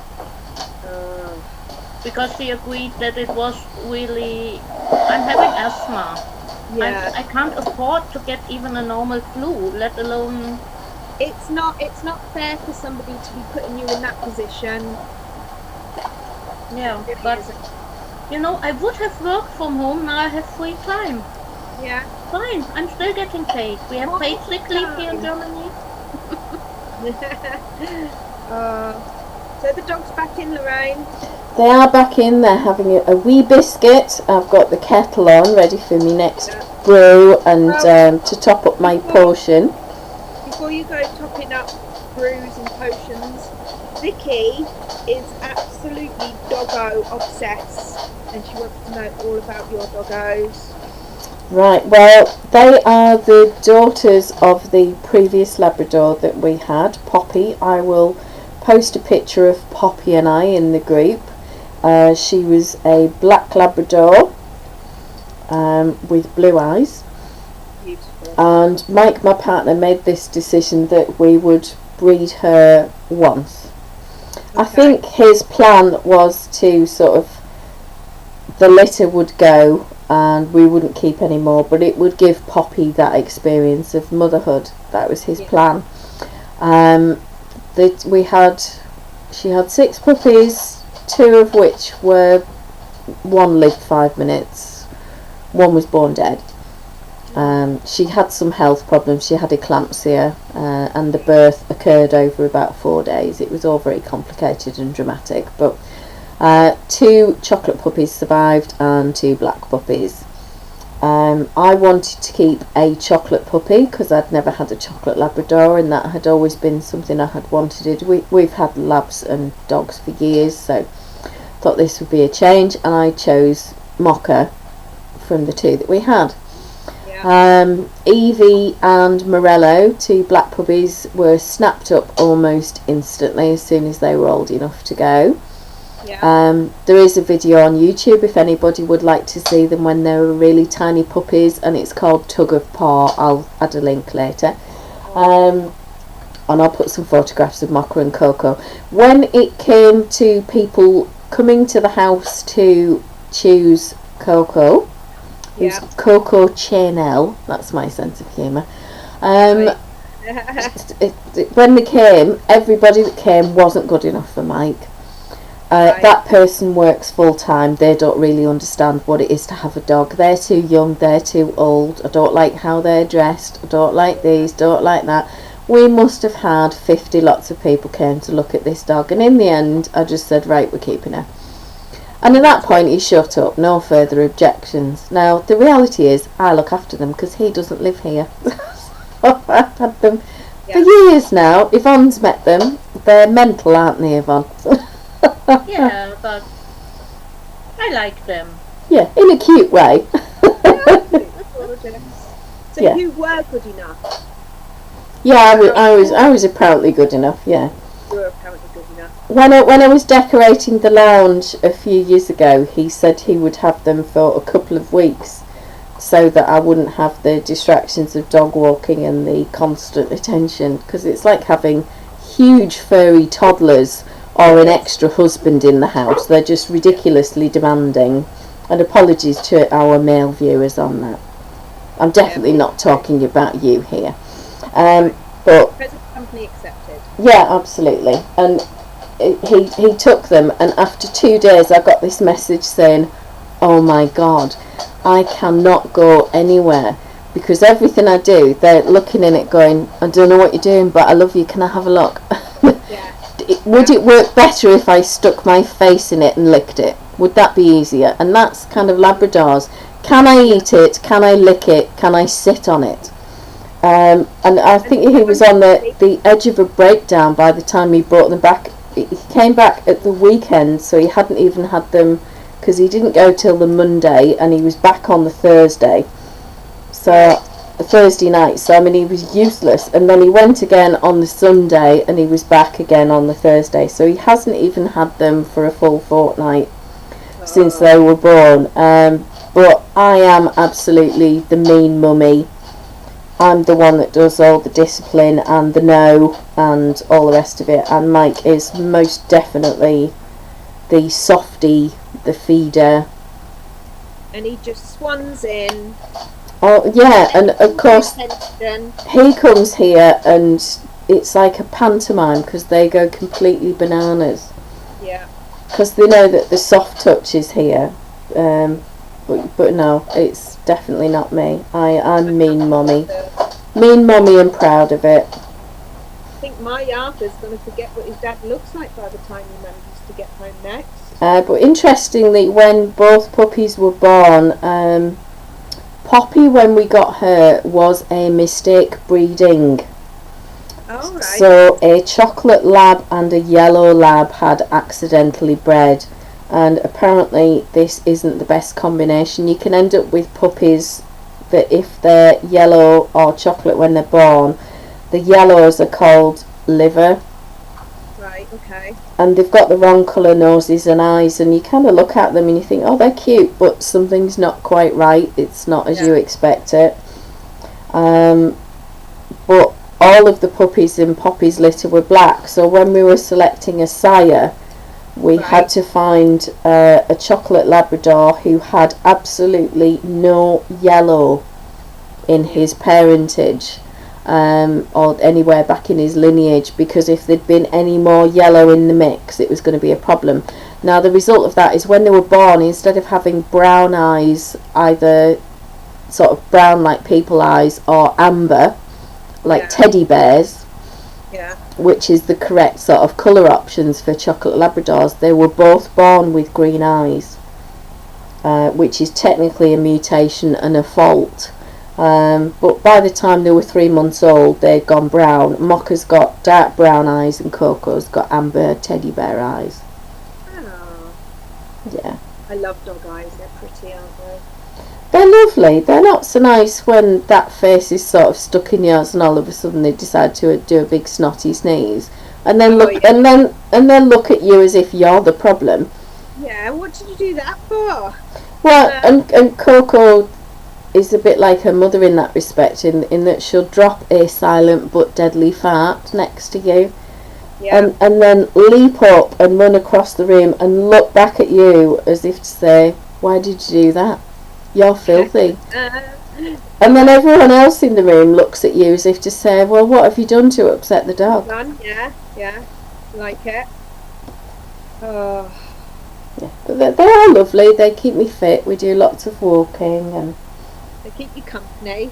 they do keep me company. And the thing with dogs, cats not so much, but with dogs in particular, is that they never tell you secrets. They don't Yeah. judge you. They don't care if you're fat or thin or drunk or sober, or whether you're in your day pyjamas, your night pyjamas, or just no clothes at all. They don't. Feeling what my teenager is looking in. Oh, can we see him? Hello, is he going to say hi? I'm not sure if it's going to vanish when I turn this around. Hello. I not see him there. Hi. Handsome. You're tall. Wow. Oh, yeah. How are you? How are you? Good. You good? Yeah. Goodness, you are growing up into a very handsome young man. And enjoying no school, I hope. Yeah, he still has homework to do for school with deadlines where he has to send it in via email, but yeah, he's mostly doing fun things. Excellent. He's just learning to play the guitar. Oh. Ooh. The lead guitar or the bass guitar?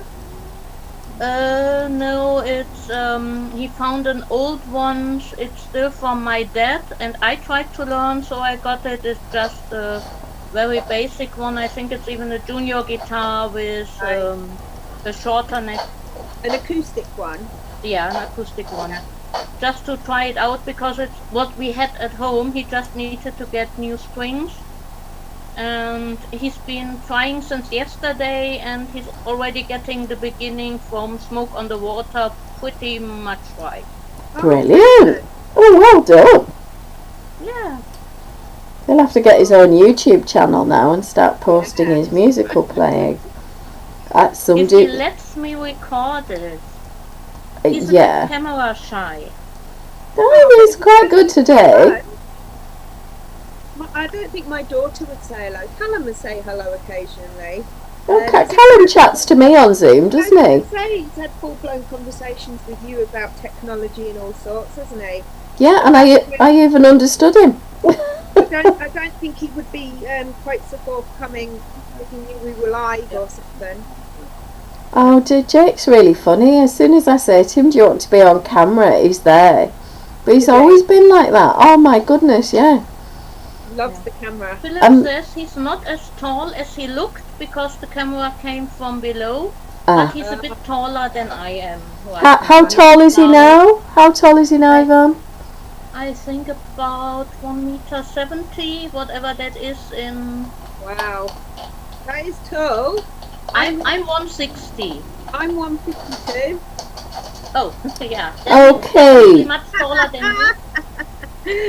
That's how short I am. Oh, it's almost 67 inches. Is that 5'7"?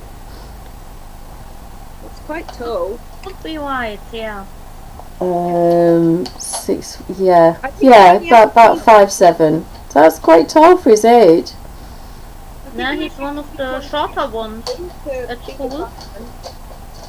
You know, like if you wanted to be a fireman in the UK, it's 172. I just made one huge ball of yarn.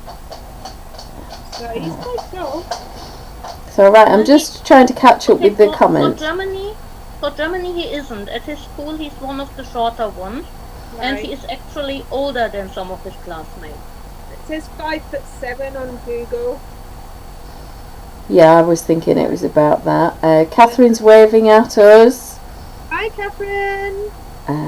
Where are we?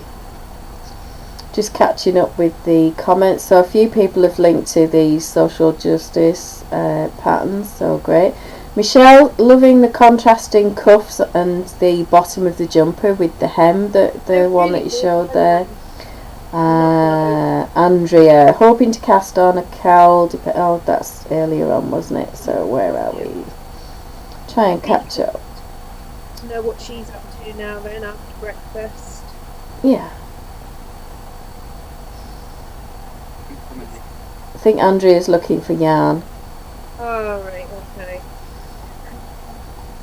I bet there's plenty to choose from. Yeah, that's good. Vil must still be on the phone. That's good, that's loud. You know, my mum rang the other night. I rang her up because I said, "Oh, you rang. Did you mean to ring me?" She was like, "Yeah." And and you said ring me back. I'll ring you back tomorrow because you're just going live. And I was like, well, you didn't say anything. She said, yes, I did. I was talking to you. Well, I didn't hear anything. And she said, well, it just went dead. I said, that's because I put the phone down because you weren't talking to me. Well, she might have a phone like my landline. There's a button on it, sort of kind of where you hold it to your ear. And I'm always muting everybody with my stupid ear, because this ridiculous button is right where the speaker is. Yeah. That you're supposed to be listening with. So they can hear you, but you can't hear them. Well, no, they can't hear me at all, and I can't hear them, and I end up having to ring them back. So, we've got Mother's Day in the UK tomorrow. Is it Mother's Day where you are, Yvonne? No, Mother's Day is the first Sunday in May. Oh, right, so you have it later than we do. We have it between Pancake Day and Easter, don't we? We do. It's usually around about now. So yeah, it's going to be interesting to see how people keep in touch. I am planning to try and do a Zoom call with my parents and get my dad to set things up in his office so that Mum can sit there and hopefully see me. Her sight isn't brilliant, but she'll be able to hear me speak, or we can just chat on the phone if the video thing is a bit much for her. Yeah. But Sorry, she's not. I'm a bit distracted. My monkey boy is climbing in the door frame. And of course in the living room door frame, so I get the full show. So it's because he wants you to look at him, but really he wants you to record him, but he doesn't want to say it, so you should just turn the camera. Yeah. He can hear you. He has stopped No. climbing now. Just sneak it round. Go on. Yeah. And he's not climbing anymore. Oh, I He's now never. standing opposite of me. Oh well. teenagers. Guess who just covered my camera? Teenagers, how you need them. Yeah. Oh, they're quite handy for lifting heavy stuff, and Jake's Yeah. got the job of pressure washing the paths when he's feeling better. Is that waiting for him? It is. If you want to clean, you need to work. I just, when I cleared this room out this morning, I've just piled a load of stuff up in the hallway. And when Callum came out of his room and said, oh, there you go, there's a job for you, that all needs to go up in the loft. And he just goes, oh, does it now? Well, how unreasonable of you. I know. That sounds like an answer I might have gotten, yeah? Typical answer, right? But Yeah. I can say, could you please take this somewhere? He says, no. You No, don't- asked, so I can say no. Exactly. Do not give them an option. You have Yeah. to say, you will be doing this. This And is then your- I'm mean.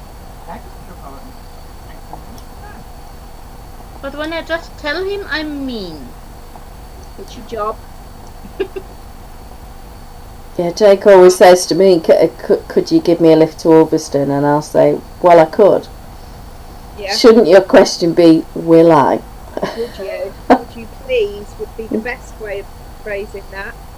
Yeah. So he's got really clever about the way that he asks questions now, and he's much more precise, just because I'm awkward. Because I can be. I think I'm getting better with my bumps, Loraine. I'm Oh, straighten a bit more. Look. Can you see that? Can you see my bump? yeah. Oh, Vicky says, could we have a stash flash thread in the group at some point? But Emma always tells me that a lady doesn't talk about the size of her stash. The lady does not discuss her stash. Well, we don't have to discuss how big our stash is, or how hairy it is for that matter. But, you know, we could post a few tasteful photographs. I might have a wall of stash or a room of stash. I couldn't possibly confirm or deny either rumour. Just don't go there. Don't let Now, Catherine's saying Canada has Mother's Day early May as well, so you guys are off the hook this weekend. It's It's just us in the UK. Well, I'm going to be in the bad books because with my mum, I did actually send her a present, and that's fine, and I know she's got it. And Yeah. I'll give her a ring and everything will be okay, hunky-dory. But for my poor mother-in-law, who literally just lives up the road, I had every intention of taking her out. However, with the world the way it is, that's gone out the window because she's 85 and not in the best of health. So I didn't even order a card, which is just shocking, isn't it? You'll have to make one. Okay. Oh, Caitlin was making something earlier. I'll pop it through her door and then I'll ring her. But yeah, definitely in trouble. Yeah, just check the teen design ethic on that one. You don't want it to look like something for the Day of the Dead or whatever. Just, you know. Well, yeah. You want it to look sort of mothery-ish. Okay. Well, unless she's got a goth thing going on, you I know. think, could I get Arthur to make one? Maybe just put some paint on his paws and get him to walk across a piece of card and fold it up. There you go. Oh, do you remember Game for a Laugh that used to be on UK TV years ago with Jeremy Beadle and Sarah Kennedy and all of that? I do. And they took a load of people to a junkyard and put these canvases down on the floor of this junkyard and got them tins of paint, and they were splattering it on, and one person was riding over it with the bike that he painted the wheels with various colours and stuff. Brilliant. And then set up this viewing with a load of art critics in a fancy gallery in London, and then got them all to come out, and they're waxing lyrical about the design aesthetic and the it speaks to me of fruit, darling, and it's a bunch of people off the street that have gone to a junkyard and thrown paint around for the afternoon. And they sold a couple of them for really serious money. No way. I do think Game for a Laugh was a bit of a predecessor for Trigger Happy TV.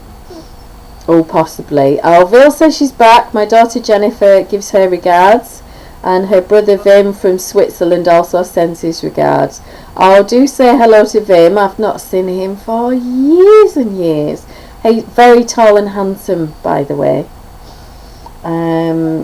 Vicky, just something so I can prove to my other half that she's not that bad. So actually you're just using us to justify your stat. That's fine, we'll cover for you, Vicky. We've got you back. Yeah, as long as nobody tells my husband. Oh, Helen's saying, how about selecting a few items from Stash to share some indie dyers right now? Yeah, that would be good. I think if we do a separate thread for indie dyers, and you can also put the links in for where you can buy the yarn, because that would be really good to highlight them right now. Yvonne, can I ask you, obviously, like me, you're allergic to lots of different fibres. Yeah. Philip was asking me something, and I can't listen to two people at once. That's so. okay. Obviously, I know that you have allergies the same as I do. Who are the indie dyers that you're recommending at the moment for anybody who can't do animal fibres? Because obviously that's quite niche, isn't it? Yeah, that's obviously the one I mentioned earlier. Yeah. 3 violet buttons. Mia is a really great person. She dyes on request as well. If you are looking for something specific and she doesn't have it, she dyes on request. And she only uses plant-based yarns. Right.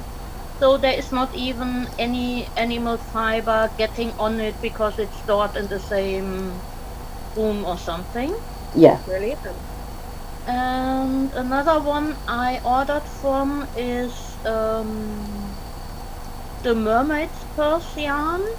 Yeah. She dyes cotton and wool. Thank you. I just got new tea. A delivery? How Yes. lucky. Oh, Sometimes it's nice to me, but not all the time. yeah, well, Very Yeah. good, yeah. that was very I'm kind. going to put links later because That would be great. I'm currently not allowed to leave the window, but there's I'm trying to remember the name. I haven't had her yarn yet, but I ordered it as part of the Operation Social Justice because she dyed something. It's third volt yarn, Right, okay. and she does wool and cotton as well. Right. So, but I haven't had that much from indie dyers because I was on a pretty tight budget. Yeah. And only recently got more hours in my job, so I got a bit more spending money. Yeah. And obviously hand dyed is more expensive than some other yarns, so I don't have that much experience, but there are quite a few based in the UK actually. Yeah. Well, that's good to know. I think it's still an emerging market, really, to be honest. Most indie dyers tend to dye on a wool base, I think, or an alpaca base. Oh, Helen will put me right. Was it the Woolly Tangle that we may have bought some yarn from at Yarndale? I think it was the Woolly Tangle. Woolly Tangle. Well, I got the shawl kit.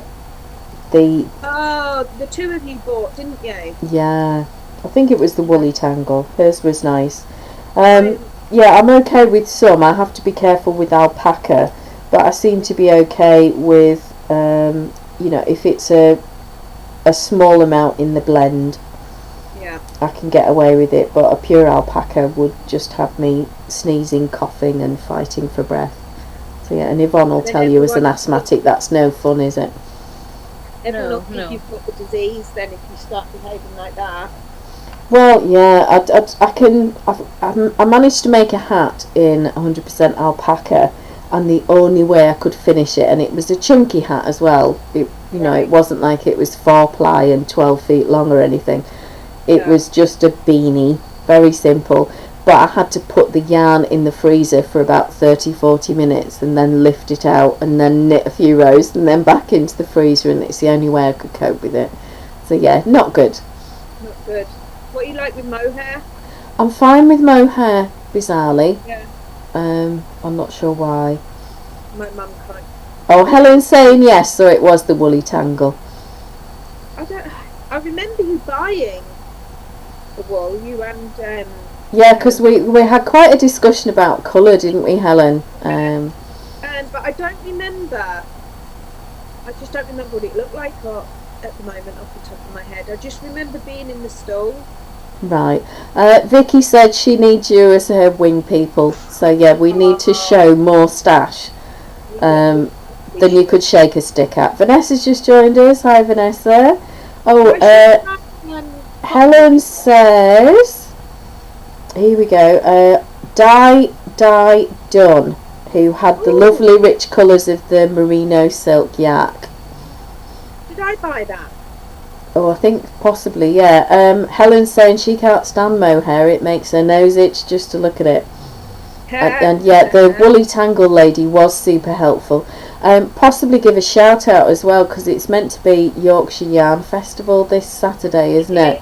And they are on Instagram at several times a day, sort of doing a virtual tour of the yarns that obviously they've prepped for this festival that isn't happening. So if anybody can support the indie dyers there, that would be amazing. Or even if you just want to go and have a look and it's not your thing, but you might be able to find a more affordable or commercial yarn that either suits your budget, or if you can't wear the animal fibres, that suits your own needs. So, but check it out. Yeah, it's a pity for Yorkshire Yarn Fest, really, isn't it? But it's just another casualty of how things are at the moment. Yeah, I kind of feel that we cursed Woolfest by booking accommodation and getting organised for it. I really, really hope that they might still go ahead. I don't know, how hopeful are you? I think it depends on how people really take to this social distancing and actually start bloody doing it, instead of making excuses as to why they should be out and not everybody else. If it goes ahead, you'll be meeting Vicky, because Vicky and I are coming up together and sharing a hotel room. Oh, so, fabulous. And that is if it goes ahead. Well, as far as I know, it's cancelled as of yesterday. Oh, was there something on? There was something on, but I don't think they can see a way around it. We you know, we're going to be doing this for months, but you know, let's look on the bright side. We've been prepping for this all our lives as crafters. We've totally got this. We've totally got this. Yeah, so have you got anything in your stash, Yvonne, that you're really excited to be having a play with while you're off work, or? Yeah, I'm actually still excited about working on the sweater because I have a bamboo cotton blend for it and it's so soft, and I like the grey and the rainbow speckles and everything about the yarn, so it's fun and I want a new sweater, so I'm motivated to get it done. Excellent. Oh, that's always and good, I'm isn't it? waiting for 2 new yarns and I might want to play with them later. Yeah. Well, it's got to be Oh, done, hasn't it? I It's think only something polite. I can show you. Oh, That's a second. cool. Show and tell. We always like to show and tell. Oh, absolutely. I really like bamboo yarns. Is anybody else a fan of bamboo? Because it has a lovely feel on the hand. It's quite stretchy though. Right, let's have a look. So, Yvonne ordered from Third Vault Yarns. So, Third Vault and Mermaid's Purse. She's put a link to Third Vault Yarns. That's brilliant. Helen's saying that Lola at Third Vault is lovely and lots of sci-fi inspired colours. Oh, that sounds like just my thing. And Yvonne's put a link for tmpyarns.co.uk. Helen's saying, yeah, Woolfest is definitely out. Michelle just googled Woolly Tangled Etsy shop and she's saying lovely items in wool. Helen, oh, you're making me laugh now. I need to be socially isolated for at least 3 decades to make a dent in her stash. Do you know, I can't relate to that at all. And also without the opportunity to be able to add to it during that time as well. Oh yeah, Phil's saying me too, so we've got our own Me Too movement now. Oh no. Catherine's saying she's only tried bamboo socks but hated it on the feet. Tell us why that is, Catherine. What was it that you didn't like? I've used it, bamboo and cotton, for cardigans and summer tops, and it's been a dream and it's washed really, really well. Yeah, I think the bamboo adds kind of a silky, soft drape to it. And the cotton can be a bit stiff sometimes, and the bamboo is really lovely in it. Yeah, cotton can be quite hard work, can't it? I think it needs a lot of washing, doesn't it, to soften up? It does, yeah, but then it lasts longer than you do. That's true. That is true. Especially in the current climate. Yeah, well, yeah, who knows? I'm going to do... I got up to show you something. Oh, let's see. Yes. I have. Ooh. It's more greenish in reality than bluish. Purple and green and blended into each other. And it's a lace weight cotton. It's actually from the Three Violet Button store as well, because I ordered several yarns from her, and that's the one I want to work into a crochet shawl. Oh, beautiful. That is stunning, Yvonne. That's beautiful. It reminds me a bit of, other than the purple, the peacock feathers. Oh, yeah. Yeah? Because it actually has some bluish in it, but some green as well, so it's very much peacock feather color. Oh, that's gorgeous. Just missing the gold. What's the colourway? It's called Insomnia. Insomnia. She doesn't have it all the time, but Well, you wouldn't want insomnia all the time, would you? I can knit the insomnia away with it. That is true. That's more knitting hours. I suppose the insomnia is a good thing at the moment. That's fabulous, Yvonne. I'm so glad you've shown us that. What are you thinking of those colours, ladies and gentlemen? Are you loving those? I love So Catherine's replied, last weekend our Fibre West was cancelled, so Black Cat Custom Yarns and Spirit Song Fibre Studio are updating their online shops so they can sell those. that's good that they've got that option. There'll be a lot of businesses that just aren't online at the moment. The bamboo socks felt stiff, so maybe I didn't wash them enough to soften them, or else the one I used was sturdy rather than silky. We'll have to see if I can find which yarn it was. Be interested to know that, Catherine. I tend to wash mine in dandruff shampoo because it's got a really nice softener. Oh, Vil's saying she loves those colours, Yvonne. Yeah, it's gorgeous. It's even prettier. In reality, I could see on the screen that it's not showing the queen bits properly. I can try to upload a photo later. That would be really good, thank you. And how much of it is there? I think it doesn't have a label on it. It's separate, so Is it 100 I think grams? it's about 800 meters in 100 grams. Yeah, it looks quite a lot. It looks like a nice generous amount. Yeah. It's going to be a big shawl, definitely, and it's lace weight, so I'll have to see. I never did crochet with lace weight, but Oh. I want to. First time for everything. Exactly. Got to Yeah. try new things. Life's boring See, otherwise. now is the ideal time to try new things. Well, the thing is, we've got time to focus on it and really not worry about anything else. We can just kind of block out the rest of the world Yeah. and figure these things out without necessarily other pressures on the day. So, you know, there's a lot of good things coming out of this and things we need to be grateful for, as well as the fact that it is disrupting. So, you know, we are quite lucky. And I think it's bringing people together in different ways. Yeah. Like this, the chatting. I've seen many people put something like this up, or someone has tonight a book reading while we all meet and knit or crochet or do some other craft, and she's going to read a book to us. Oh, very nice. Oh, that's And good. things like that. So, and people on Instagram and other social media, they actually talk to me a lot more. Instead of just one comment, there's a whole conversation going on. Oh, lovely. That is quite good. It's a really connected world now, isn't it? Even if we're not in physical contact. Yeah. Yeah, exactly. No need to ever go out again, I think. Oh, Oh. well, sometimes maybe I like to get some fresh air at times. Oh, Yeah, we've got to get our steps in, haven't we, Yvonne? We've got to Yeah. keep our don't fitness mind. up and get moving. So, you know, kind of got to get that going.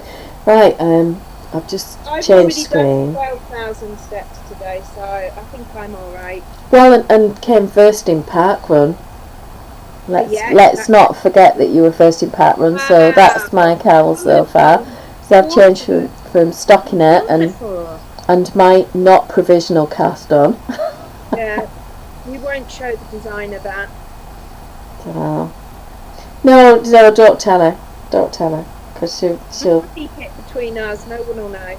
No, it's fine. I'm coming along lovely with my cowl. Oh, look at that texture from those I'm slip just stitches. A little bit annoyed that I still haven't changed colour yet. Yeah, how long's it going to be? It could end up being like a Doctor Who scarf at this rate, Emma. It could. It's going to be one, like my elephant cowl that was like that big, and I'll end up having to... Oh, see, Catherine does it properly. She's saying that she washes all her socks and sweaters with Eucalan. See, I just use shampoo and conditioner with mine. Fine. Phil says Eucalan is brilliant. No rinsing required. Oh, there you are. To be fair, if it needs hand washing in my house, it's either going to get hung on the line outside, or it's going to get thrown in the machine and take its chances. Yeah, see what happens. Yeah, absolutely. Because it's just, you know, it's kind of not my thing. With my house, if something needs hand washing, it goes in the basket and it ends up at the bottom of the basket for about 3 years before it actually ends up getting washed. What about you, Yvonne? Are you good at hand washing, or do you tend to go for... No, washing machine or wearing it really sparingly so I can go a long time in between washing. Yeah, I must admit, I'm with Elizabeth Zimmerman, who says that hand knits just need to be hung out on the line to air, and let the weather blow away any nasties, and then put them back on. Unless you've got an egg stain on them, it's fine. Oh, yeah. But I think it's the same with everything. I think we wash our clothes far too much. Yeah, I think we do. We clean them more before we put them in the machine. We're just lucky because we've got that convenience in our house. Our grandmothers wouldn't have washed their clothes as much as we do. I still remember in the 70s my great grandmother and my great aunt being excited at the delivery of an electric mangle. And for those of you that don't remember a mangle, it was sort of a thing with rollers, and you wound it up, and it was 2 rollers, and the washing got dragged between and crushed to get the water out of it. And this thing with its electric and no safety equipment on it whatsoever was deadly. You couldn't wear a necklace near it because you were dragged into the thing, and I was terrified of it. But to my great grandmother, who was born in the 1880s, this thing was a minor miracle. So it's all relative, isn't it? I just thought I'd quickly whip on. I'm going to cast on for my Brooklyn cowl, so that's my starter chart. Let's just do a quick preview. I'm not going to go in close on that because that would be a breach of copyright and a bit cheeky. Don't tell the designer. Yeah, she's not watching. She's fine. She's not watching. It's fine. She just honestly, she won't know. She's clueless. It's fine. Yeah, she really is. So these are my colours. I thought I'd show you them in daylight. I know we did this, but it was evening and it's not always easy to. So I've got this olive green, which I think Starcraft call khaki. That's the teal, burgundy, kind of rusty colour, and then this sort of dirty mustard. So the pattern says 3 colours. Yeah. Me being me, I've got 4 colours, so even more opportunities to play, I think. It's being done in Starcraft Special, because it'll probably be with it being, it's worked in the round for lovely neat colour work, and obviously you graft it afterwards, and it's a super nice tube with all of the horrible ends on the inside, so we don't even have to weave them in. They're all hidden. Super cheaty. There's a clever designer for you if ever there was one. So all of that's done for us, but I was thinking, because it's super fantastic washable and it wears like steel, it's going to be suitable for me for dog walking and being tugged in and out of my big coat and in and out of the house and thrown into the car and stuff like that. And if for any reason it is stolen by my mother, the infamous knitwear thief, she cannot felt it, because Yvonne will tell you my mum could felt a rock. Yeah. So yeah. Yeah, you said that before. Yeah. She honestly, she could shrink anything. She's unbelievable. Super killer boil wash for everything. Nobody else having bottom shoes. I think I feel like I need that clarifying. Do you mean that your bottom is a little bit uncomfortable sitting for an extended period of time, or is there another bottom issue that we perhaps need to take off camera? Toilet roll? No, my bottom is going to sleep. Your bottom is going to. Well, this is it. When you are you slonked on a bed or are you on a chair? Yeah, I'm in the corner of the bed because it's the best room for the sound, I think. It is much clearer. Yeah. Is it? Yeah. See, so that tip worked then. I needed carpets. Oh, here we go. Catherine's saying eucalyptus can be used in the washing machine on a gentle cycle. That's good to know. I might actually try some. And I believe they have some nice fragrances with that as well. Catherine, I'd love to hang things up outside, but our strata doesn't allow it. There. Helen's saying lovely colours. Yeah, we've got some really, really fun yarns on the go at the moment.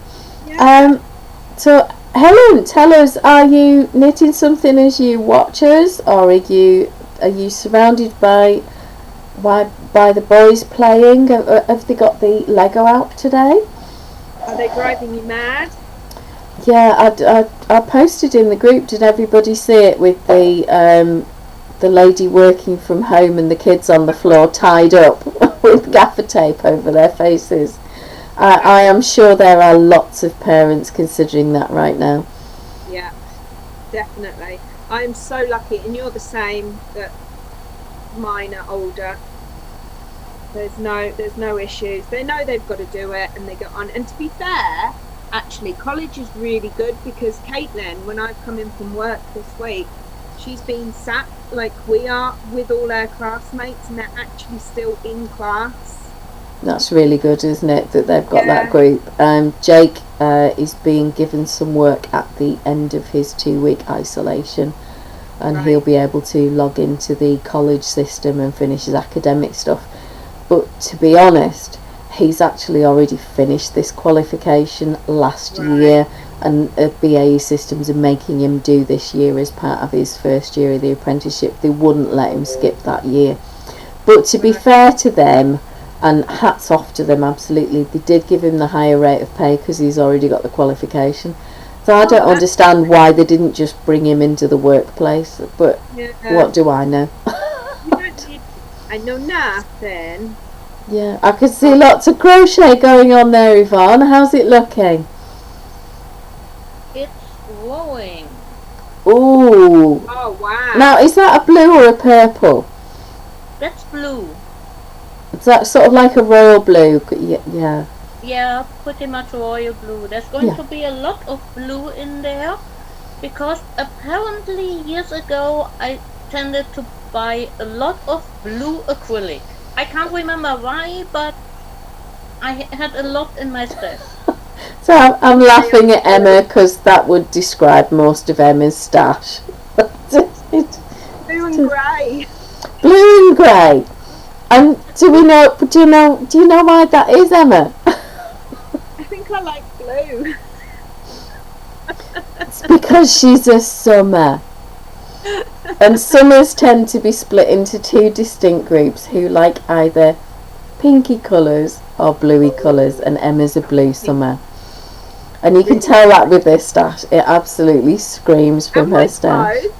And your clothes, yeah. Absolutely. Everything. Yeah, and it looks great on you, and that's fab. But Yvonne's another one who really knows what suits her.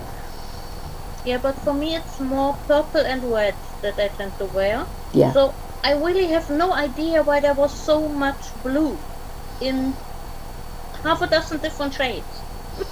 And just in the acrylics, I have no idea. Are you trying to move away from what you would normally buy? Is that, do you think? No, it's possible that I bought it with Philip in mind when he was smaller and wanted to make something. Yeah. Alright, so we will... I never really liked the acrylics too much, so I'm just going to work it all up into throw blankets for the sofa, because it lasts a long time. I can just throw it in the washing machine when it gets dirty, and I at least use it and don't just have it sitting around. Yeah, but it's a great way to use it, isn't it? And you can always snuggle under it on a colder night as well as having them slung over the sofa, and it does add a lovely pop of colour to the room. So I'm just going to check some comments. Helen, oh, I'm so sorry. Helen says, I'm sorting laundry because I've run out of pants. so Helen's having a different type of bottom problem, Emma. The boys are out walking the dog, and she's not looking forward to next week. Would you like me to post you some duct tape or gaffer tape for next week? Or I might have some silk rope, and we're not going to discuss why somebody bought me that. No, we won't discuss that. Best left unsaid. Absolutely. Helen says school are teaching through Google Classrooms. That works really well. She has to find James an online maths app because he's feeling left out.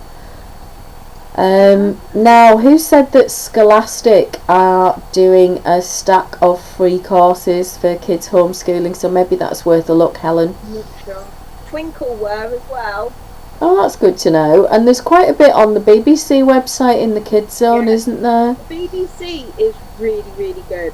And they're Really quite good. fun games and things like that as well. It's not like when we were at school, where it's sort of, if your teacher was off sick and you had a supply teacher, and anyone from the UK is going to relate to this, you would get the teacher who was coming in on supply and brought puzzles, word searches and things like that with them, and there would be questions like, a train is travelling 120 miles an hour in a westerly direction and another train is doing 60 miles an hour and is coming from here and the distance is this.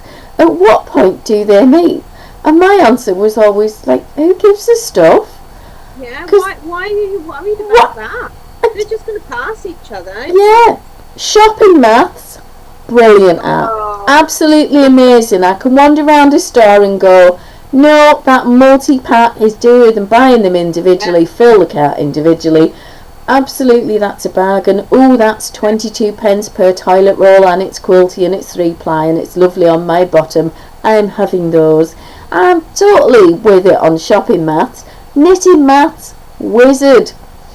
Because I need it. Crochet maths. Got it. Yeah. Speed of trains. What meets where. Don't give a monkey's chuff. does it take What? me to the town so I can use my shopping map? Yeah, or when they did the shopping mass, like someone buys 12 cantaloupes. Who on earth buys 12 cantaloupes? Well, unless you want a dodgy tummy and use all that toilet roll that everybody's buying at the moment. Well, yeah. I mean, what are you going to do with 12? Not least about where are you going to put them. They're not small, are they? Not really, no.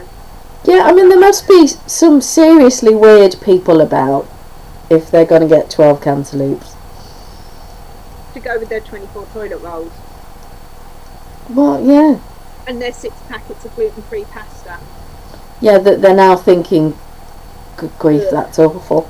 How do people live like this? Well, some of us have to, unfortunately. I was a bit worried about the dogs because the vet put them on a special diet which initially was going to be lean sausage or chicken and rice, but then they stopped eating the rice, so he Okay. said, right, give them pasta.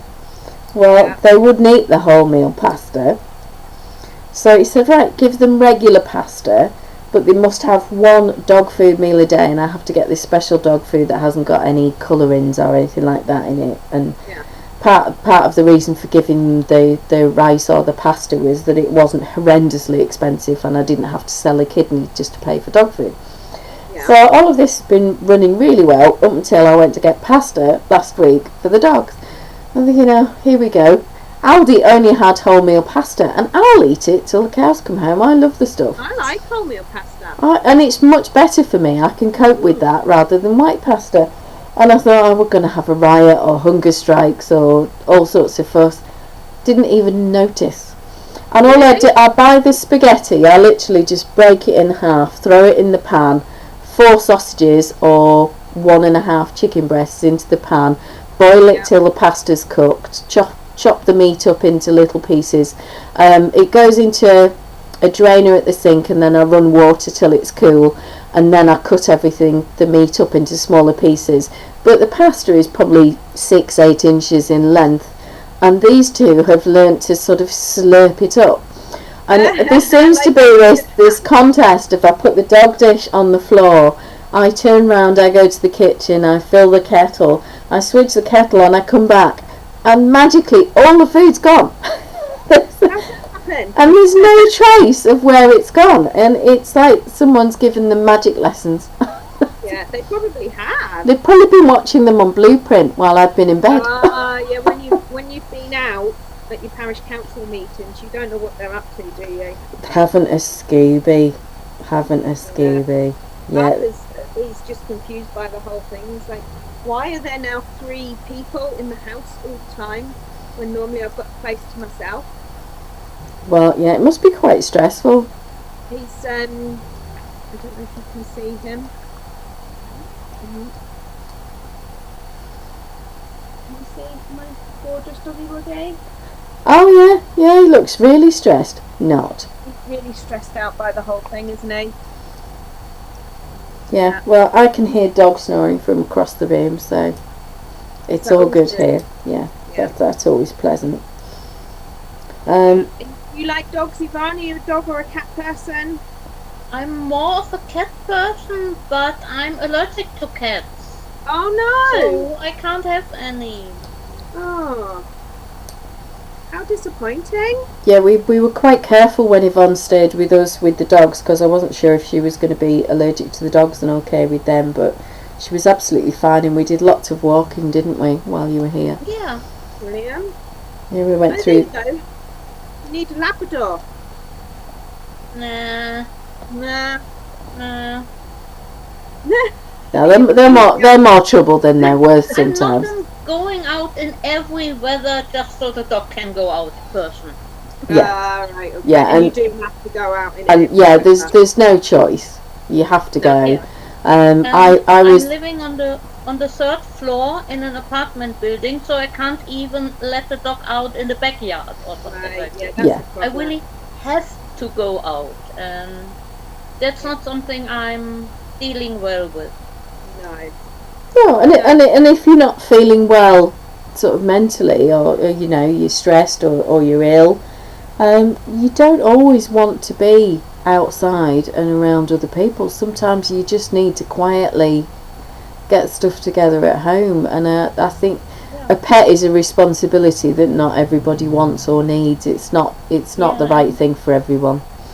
And sometimes when I'm not feeling well, the added stress of you have to do something. Yeah. Even if it is just going out for a walk, which might do me good. But if I have to do it, it's stressing me out and making everything worse. Yeah. Yeah, because it's not a choice, is it? It's Exactly. yeah. Michelle's got a bunny instead. She found that bunnies are good. Yeah, if Michelle's still watching, Michelle, would you like to share with the group what the bunny is being called at the moment? If not, Emma's going to dob you in anyway. The bunny is very close to becoming the nickname, because this morning she was supposed to run, but she'd accidentally left the bunny out overnight, and she escaped upstairs and thought it was a brilliant game to have Michelle chasing around upstairs trying to pick her up. Right, so Helen's left us now. She's running out of battery, but she says thanks for the recommendation. She has Twinkle. Oh, sorry, I thought that was an exclamation mark. That's old eyes or dirty glasses, not sure which. She says she has plenty of rope and livestock sheds. Oh, do you know, Helen's absolutely nailed this homeschooling thing in terms of prepping. Ville's saying goodbye to Helen. Michelle's here, and she's owning up. I am here, and Bun Bun nickname is Minty Pie Crust. Is Minty Pie Crust back in where she should be, or is she still running around loose upstairs, is what I want to know. Oh, did she escape today? Yeah, last night, and that's what I'm saying. Michelle had to give up her run to try and chase Minty Pie Crust, and I said to her, it's running in the house. She should have put her Strava on, it still counted, still exercise. Yeah, absolutely, it's still exercise. It's all steps, or body magic, as us Slimming World girls will say. Just hoping that there wasn't too much of what bunnies do naturally on the floor that she was going to have to clean up. Yeah, we won't go there. Jake had a hamster a long time ago. Oh yeah. Yeah, I'm not really, and someone will hate me for this, I'm not big on rodents. No. It's not my thing at all.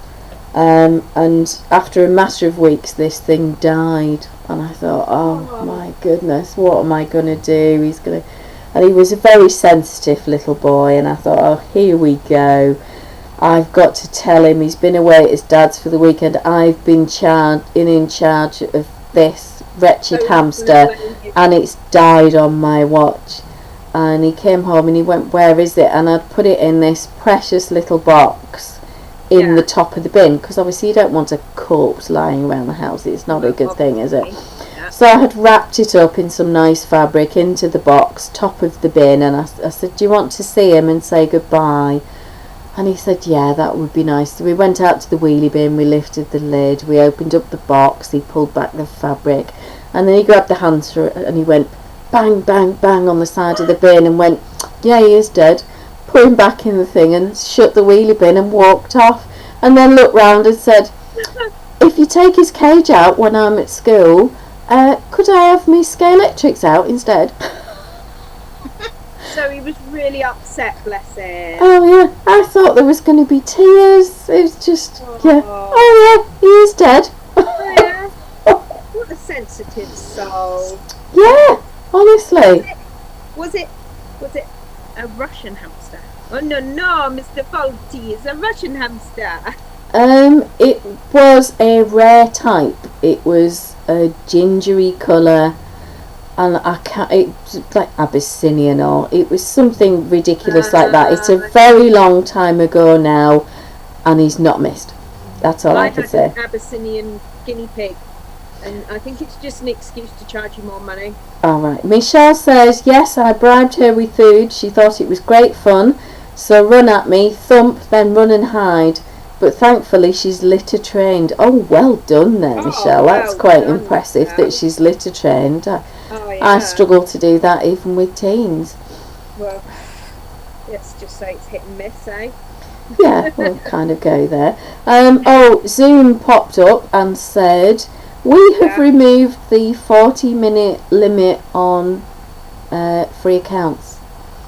So you can have meetings and be online for longer than 40 minutes there, Yvonne. Oh, is that because of the Clemenkeimer? What's a Clemenkeimer? Close enough. I don't even know what I'm saying anymore. Is that because everybody's Zooming now? Well, anyone who isn't doing Microsoft Teams and just standard Facebook Live, we are doing a combo for anyone that's interested in the tech. We are meeting on Zoom because we can have 3 people on a free account on Zoom, so we can have the 2 of us and our guest. Obviously we've got Yvonne today, who's our first guest, so that's quite exciting. Then we open up something called OBS, which is Open Broadcast Software. We could add more guests through that, but we've not tried it yet. That's something to have a go at next week. However, that then allows us to connect to Facebook Live, and it also allows us to, so I'm recording as well as streaming. What happens then is, after we've stopped today and ended the live, what Facebook does is sort of save the video to the group, which is great, but it's almost impossible to download a longer video. It's really hard work. So it does make things really quite awkward. So the fact that we can record in OBS Studio and then it's already on my computer and I don't have to do battle with Facebook makes it easier. Anne Hall has just put on a question. So how do you start to knit? So are you talking about starting from scratch and learning, or are you the best thing really is we can put up links to Blueprint when we're finished chatting, and some really good tutorials on YouTube that take you through the beginner basics of how to cast on, how to do simple knit stitches and get going so that you can practice. Anne is actually my running buddy along with Michelle. Ace. And I have promised her a care package which involves needles and yarn. Oh, lovely. So we'll have to get Anne on with us. She'll have to, Anne, what colour wool do you want? And I'll bring you some style craft. Well, Anne says she's never done this before. You can absolutely nail this, Anne. You can nail this. One of my neighbours is a lovely lady called Fiona, and she only started learning to knit 2 or 3 months ago. She's been to the Crafternoon in the village a couple of times and has made half a dozen knitted squares, which eventually she's going to make into a blanket. And if she can do that, and she's going for various medical issues, she's not long lost her partner, so there's a lot going on, and you know, she's absolutely embraced it and is rocking it. So I think anybody can do it. And now is the time, particularly if you're having to work from home or make adjustments. Now is definitely the time to get going with it. Yeah, I mean, go on. sorry, you go. No, I was just going to say we have a news flash. Colour change. Oh. How exciting! And you still haven't told me what colour wool you want, and I'll get you a care package together. Oh, Anne's saying that's great. I think I don't know whether she means about the care package or whether they're just the tutorials and stuff to get her going.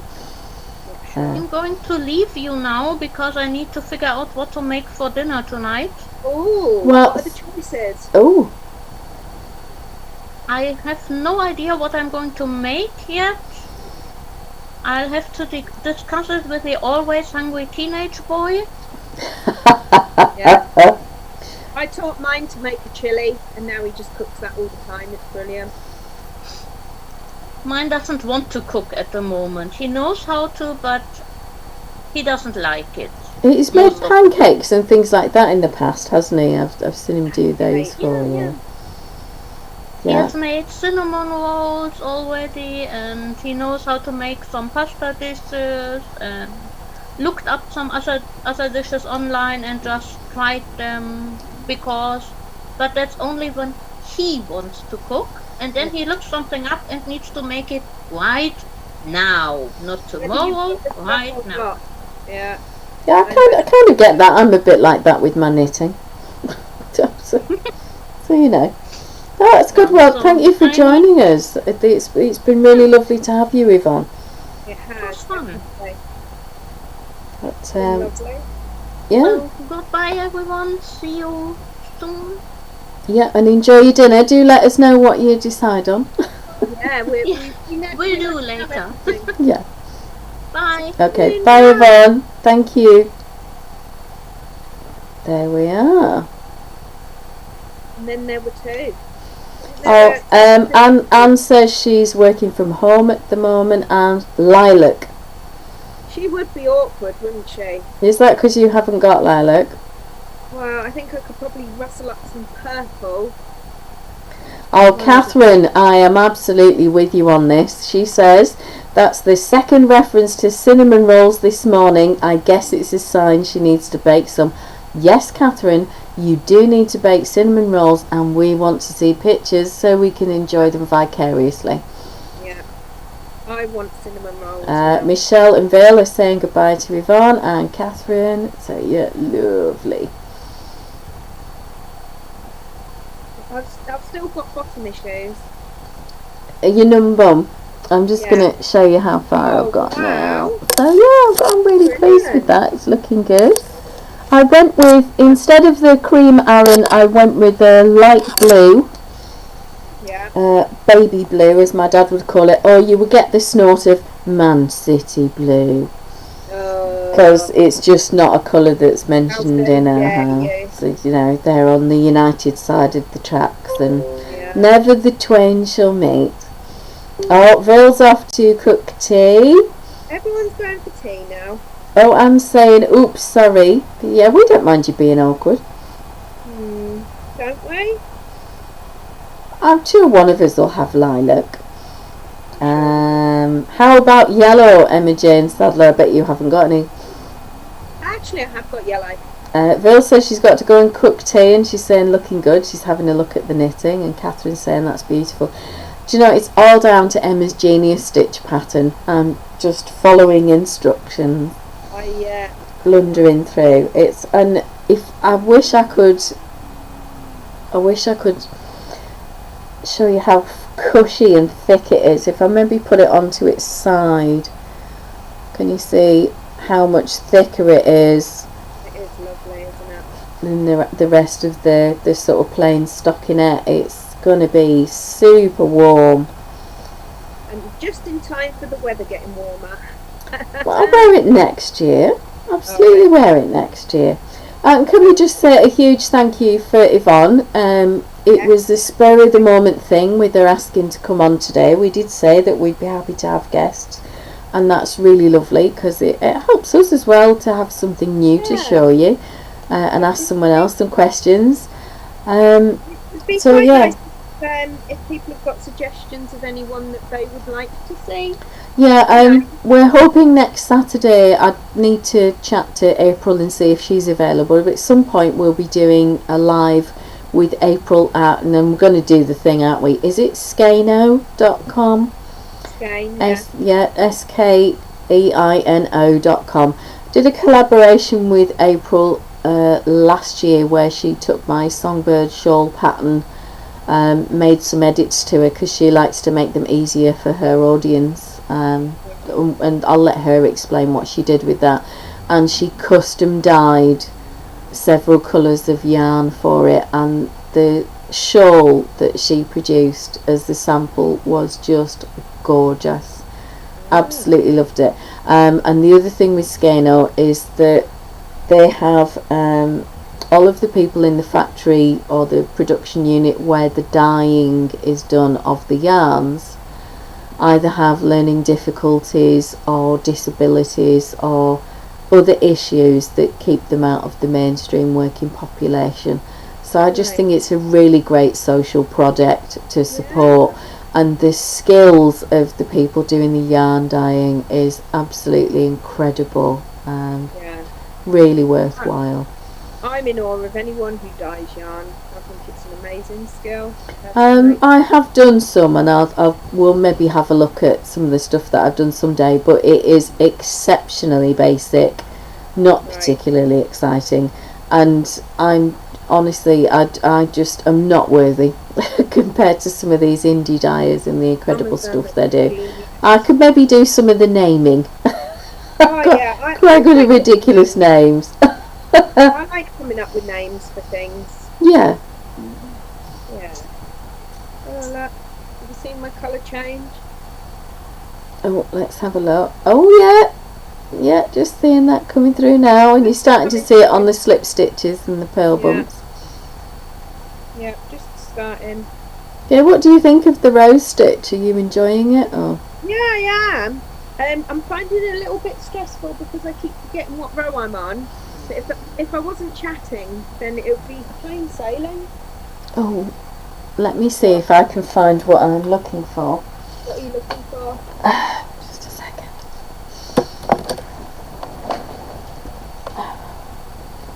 What do you want?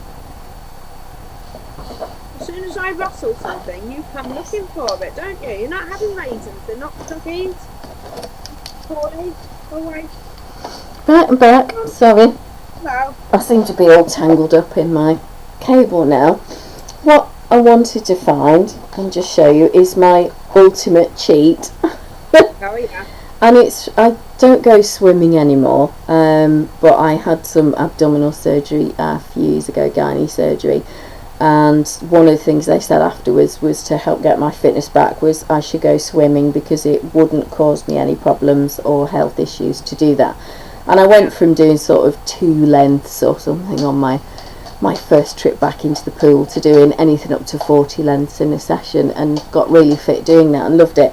But mentally trying to count it was just completely beyond me. So I have one of these, can you see that? It's like a little mini watch and it fits on your finger and you can count your laps with it. And I have another one that's got a battery. The battery's died in this one, but the other one's in my handbag for when I'm out. And you just it's on your finger, you just dab it when you finish a row and it tells you how many rows you've done. Brilliant. And it's such a cheat, and they're about £2 on eBay or something. They're no money at all. Obviously the swimming ones that are waterproof are more expensive. That was about a tenner, but the one that is now being sold as row counters on eBay are super cheap, and it's just way handy because you don't need a piece of paper or anything else. I just need to be able to count to 4. That's not always an easy thing to do, is it? Not when you're chatting. Well, no. But no. it's okay because I'm learning to read it. I can read it, so. Oh, that's really good. That's come quite quickly then, hasn't it? Yeah. Anybody else got any tips with that? Or I'm just checking back through the comments. Bill's off to do some cooking. What's Bill cooking, as she said? She's not said. That's fine. We'll let her off. So Yvonne's back here in the comments. So hello again. Still have a little bit of time because we're just going to make currywurst with oven fries. Oh, Yvonne, my parents are obsessed with currywurst. Is she trying to make us jealous? I think she's absolutely trying to make us jealous. Yeah, I do have some sausages in the fridge, so that might have to be my tea. I love currywurst. It's just. Has anybody else tried that? Is that? I've never tried it, but it sounds nice. Oh, it's really good. I don't know if the recipe that my dad does is. Yvonne will have to perhaps share a recipe with us later. I know that my dad in particular will use either tomato puree or tomato ketchup and mix it with curry powder of choice. It used to be the blow your head off stuff, but now that he gets indigestion and he's got a hiatus hernia and things, other issues, it's a milder curry powder now, but he mixes that up with tomato puree or ketchup depending what they've got, and then cooks the sausages and then splits them down the middle and then fills them with this thing, and then they go into buns or something like that, and that's what he calls currywurst, and that's what I grew up with. How authentic, I do not know. So hopefully Yvonne will put us right on that, because she's great at linking recipes. Yeah, it might be like the pasta that we eat, and the Italians are mortified at how we eat pasta. Yeah, well, we slop on the sauce, don't we? Spaghetti bolognese. Yeah, absolutely. Yeah, and I totally get it, because I've had lasagna in Rome, and there was so much pasta in it, and you almost got a prize if you found the meat. That's how I would like it, I think, actually. But yeah, whereas we want thick layers of the meat and the sauce, and the meat falls apart. We went years ago when Jake was a lot younger for dinner with friends, and she made a beautiful roast pork dinner, and I said, have you done any gravy? And I'll do you some right now. I got some gravy granules to make you gravy, because they don't eat gravy. Right, okay. I don't know if it's a southern thing from where they're from, or if it's just their family or whatever. You always had gravy. Oh, do you know, it's the phone. Excuse me. It? It's my mum or my dad.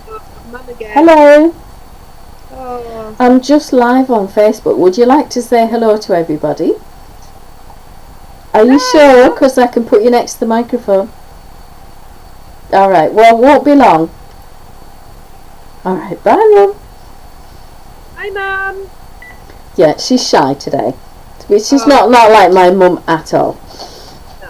What was I waffling about? Oh, the dry dinner. Yeah, so she went into the kitchen and came back with her gravy boat, which was about that big.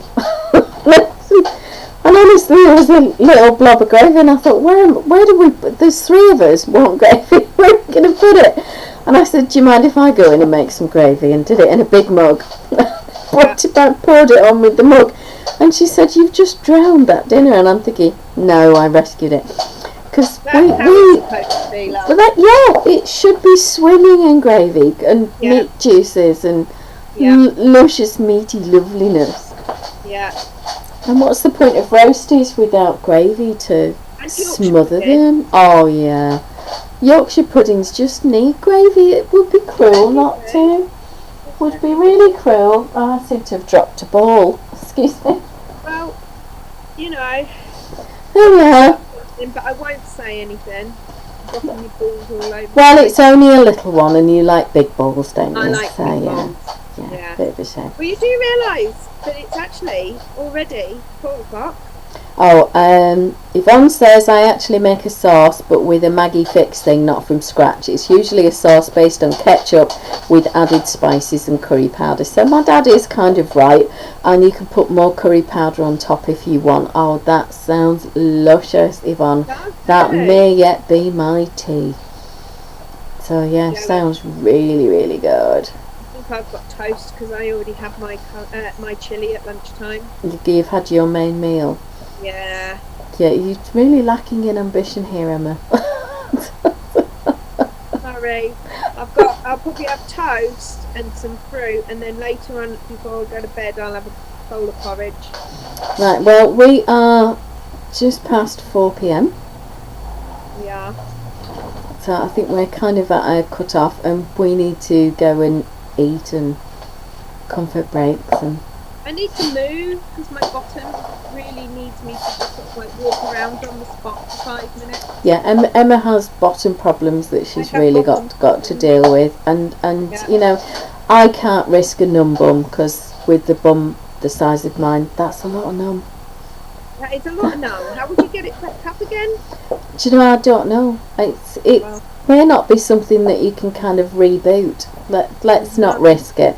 So we're going to say a huge thank you to everybody today. Thank you to Yvonne. It is hard to get onto Zoom and do that the first time and go live and chat in front of, alright, you know, some of the people that were on today, but a lot of you are now new friends. So it is hard to do, and absolutely a shout out, and thank you for that, and thank you, Emma. And when are we coming back? We'll be back again at 6 p.m. UK time. I think we said 6 till 8, didn't we? Thereabouts. Hopefully the technology will play more nicely this time. I need to go and Don't have to restart. doing a job. They'll be just wandering around the house doing nothing and not earning me any money. What's that all about? Well, yeah, got to do it. Sorry. Got to be done.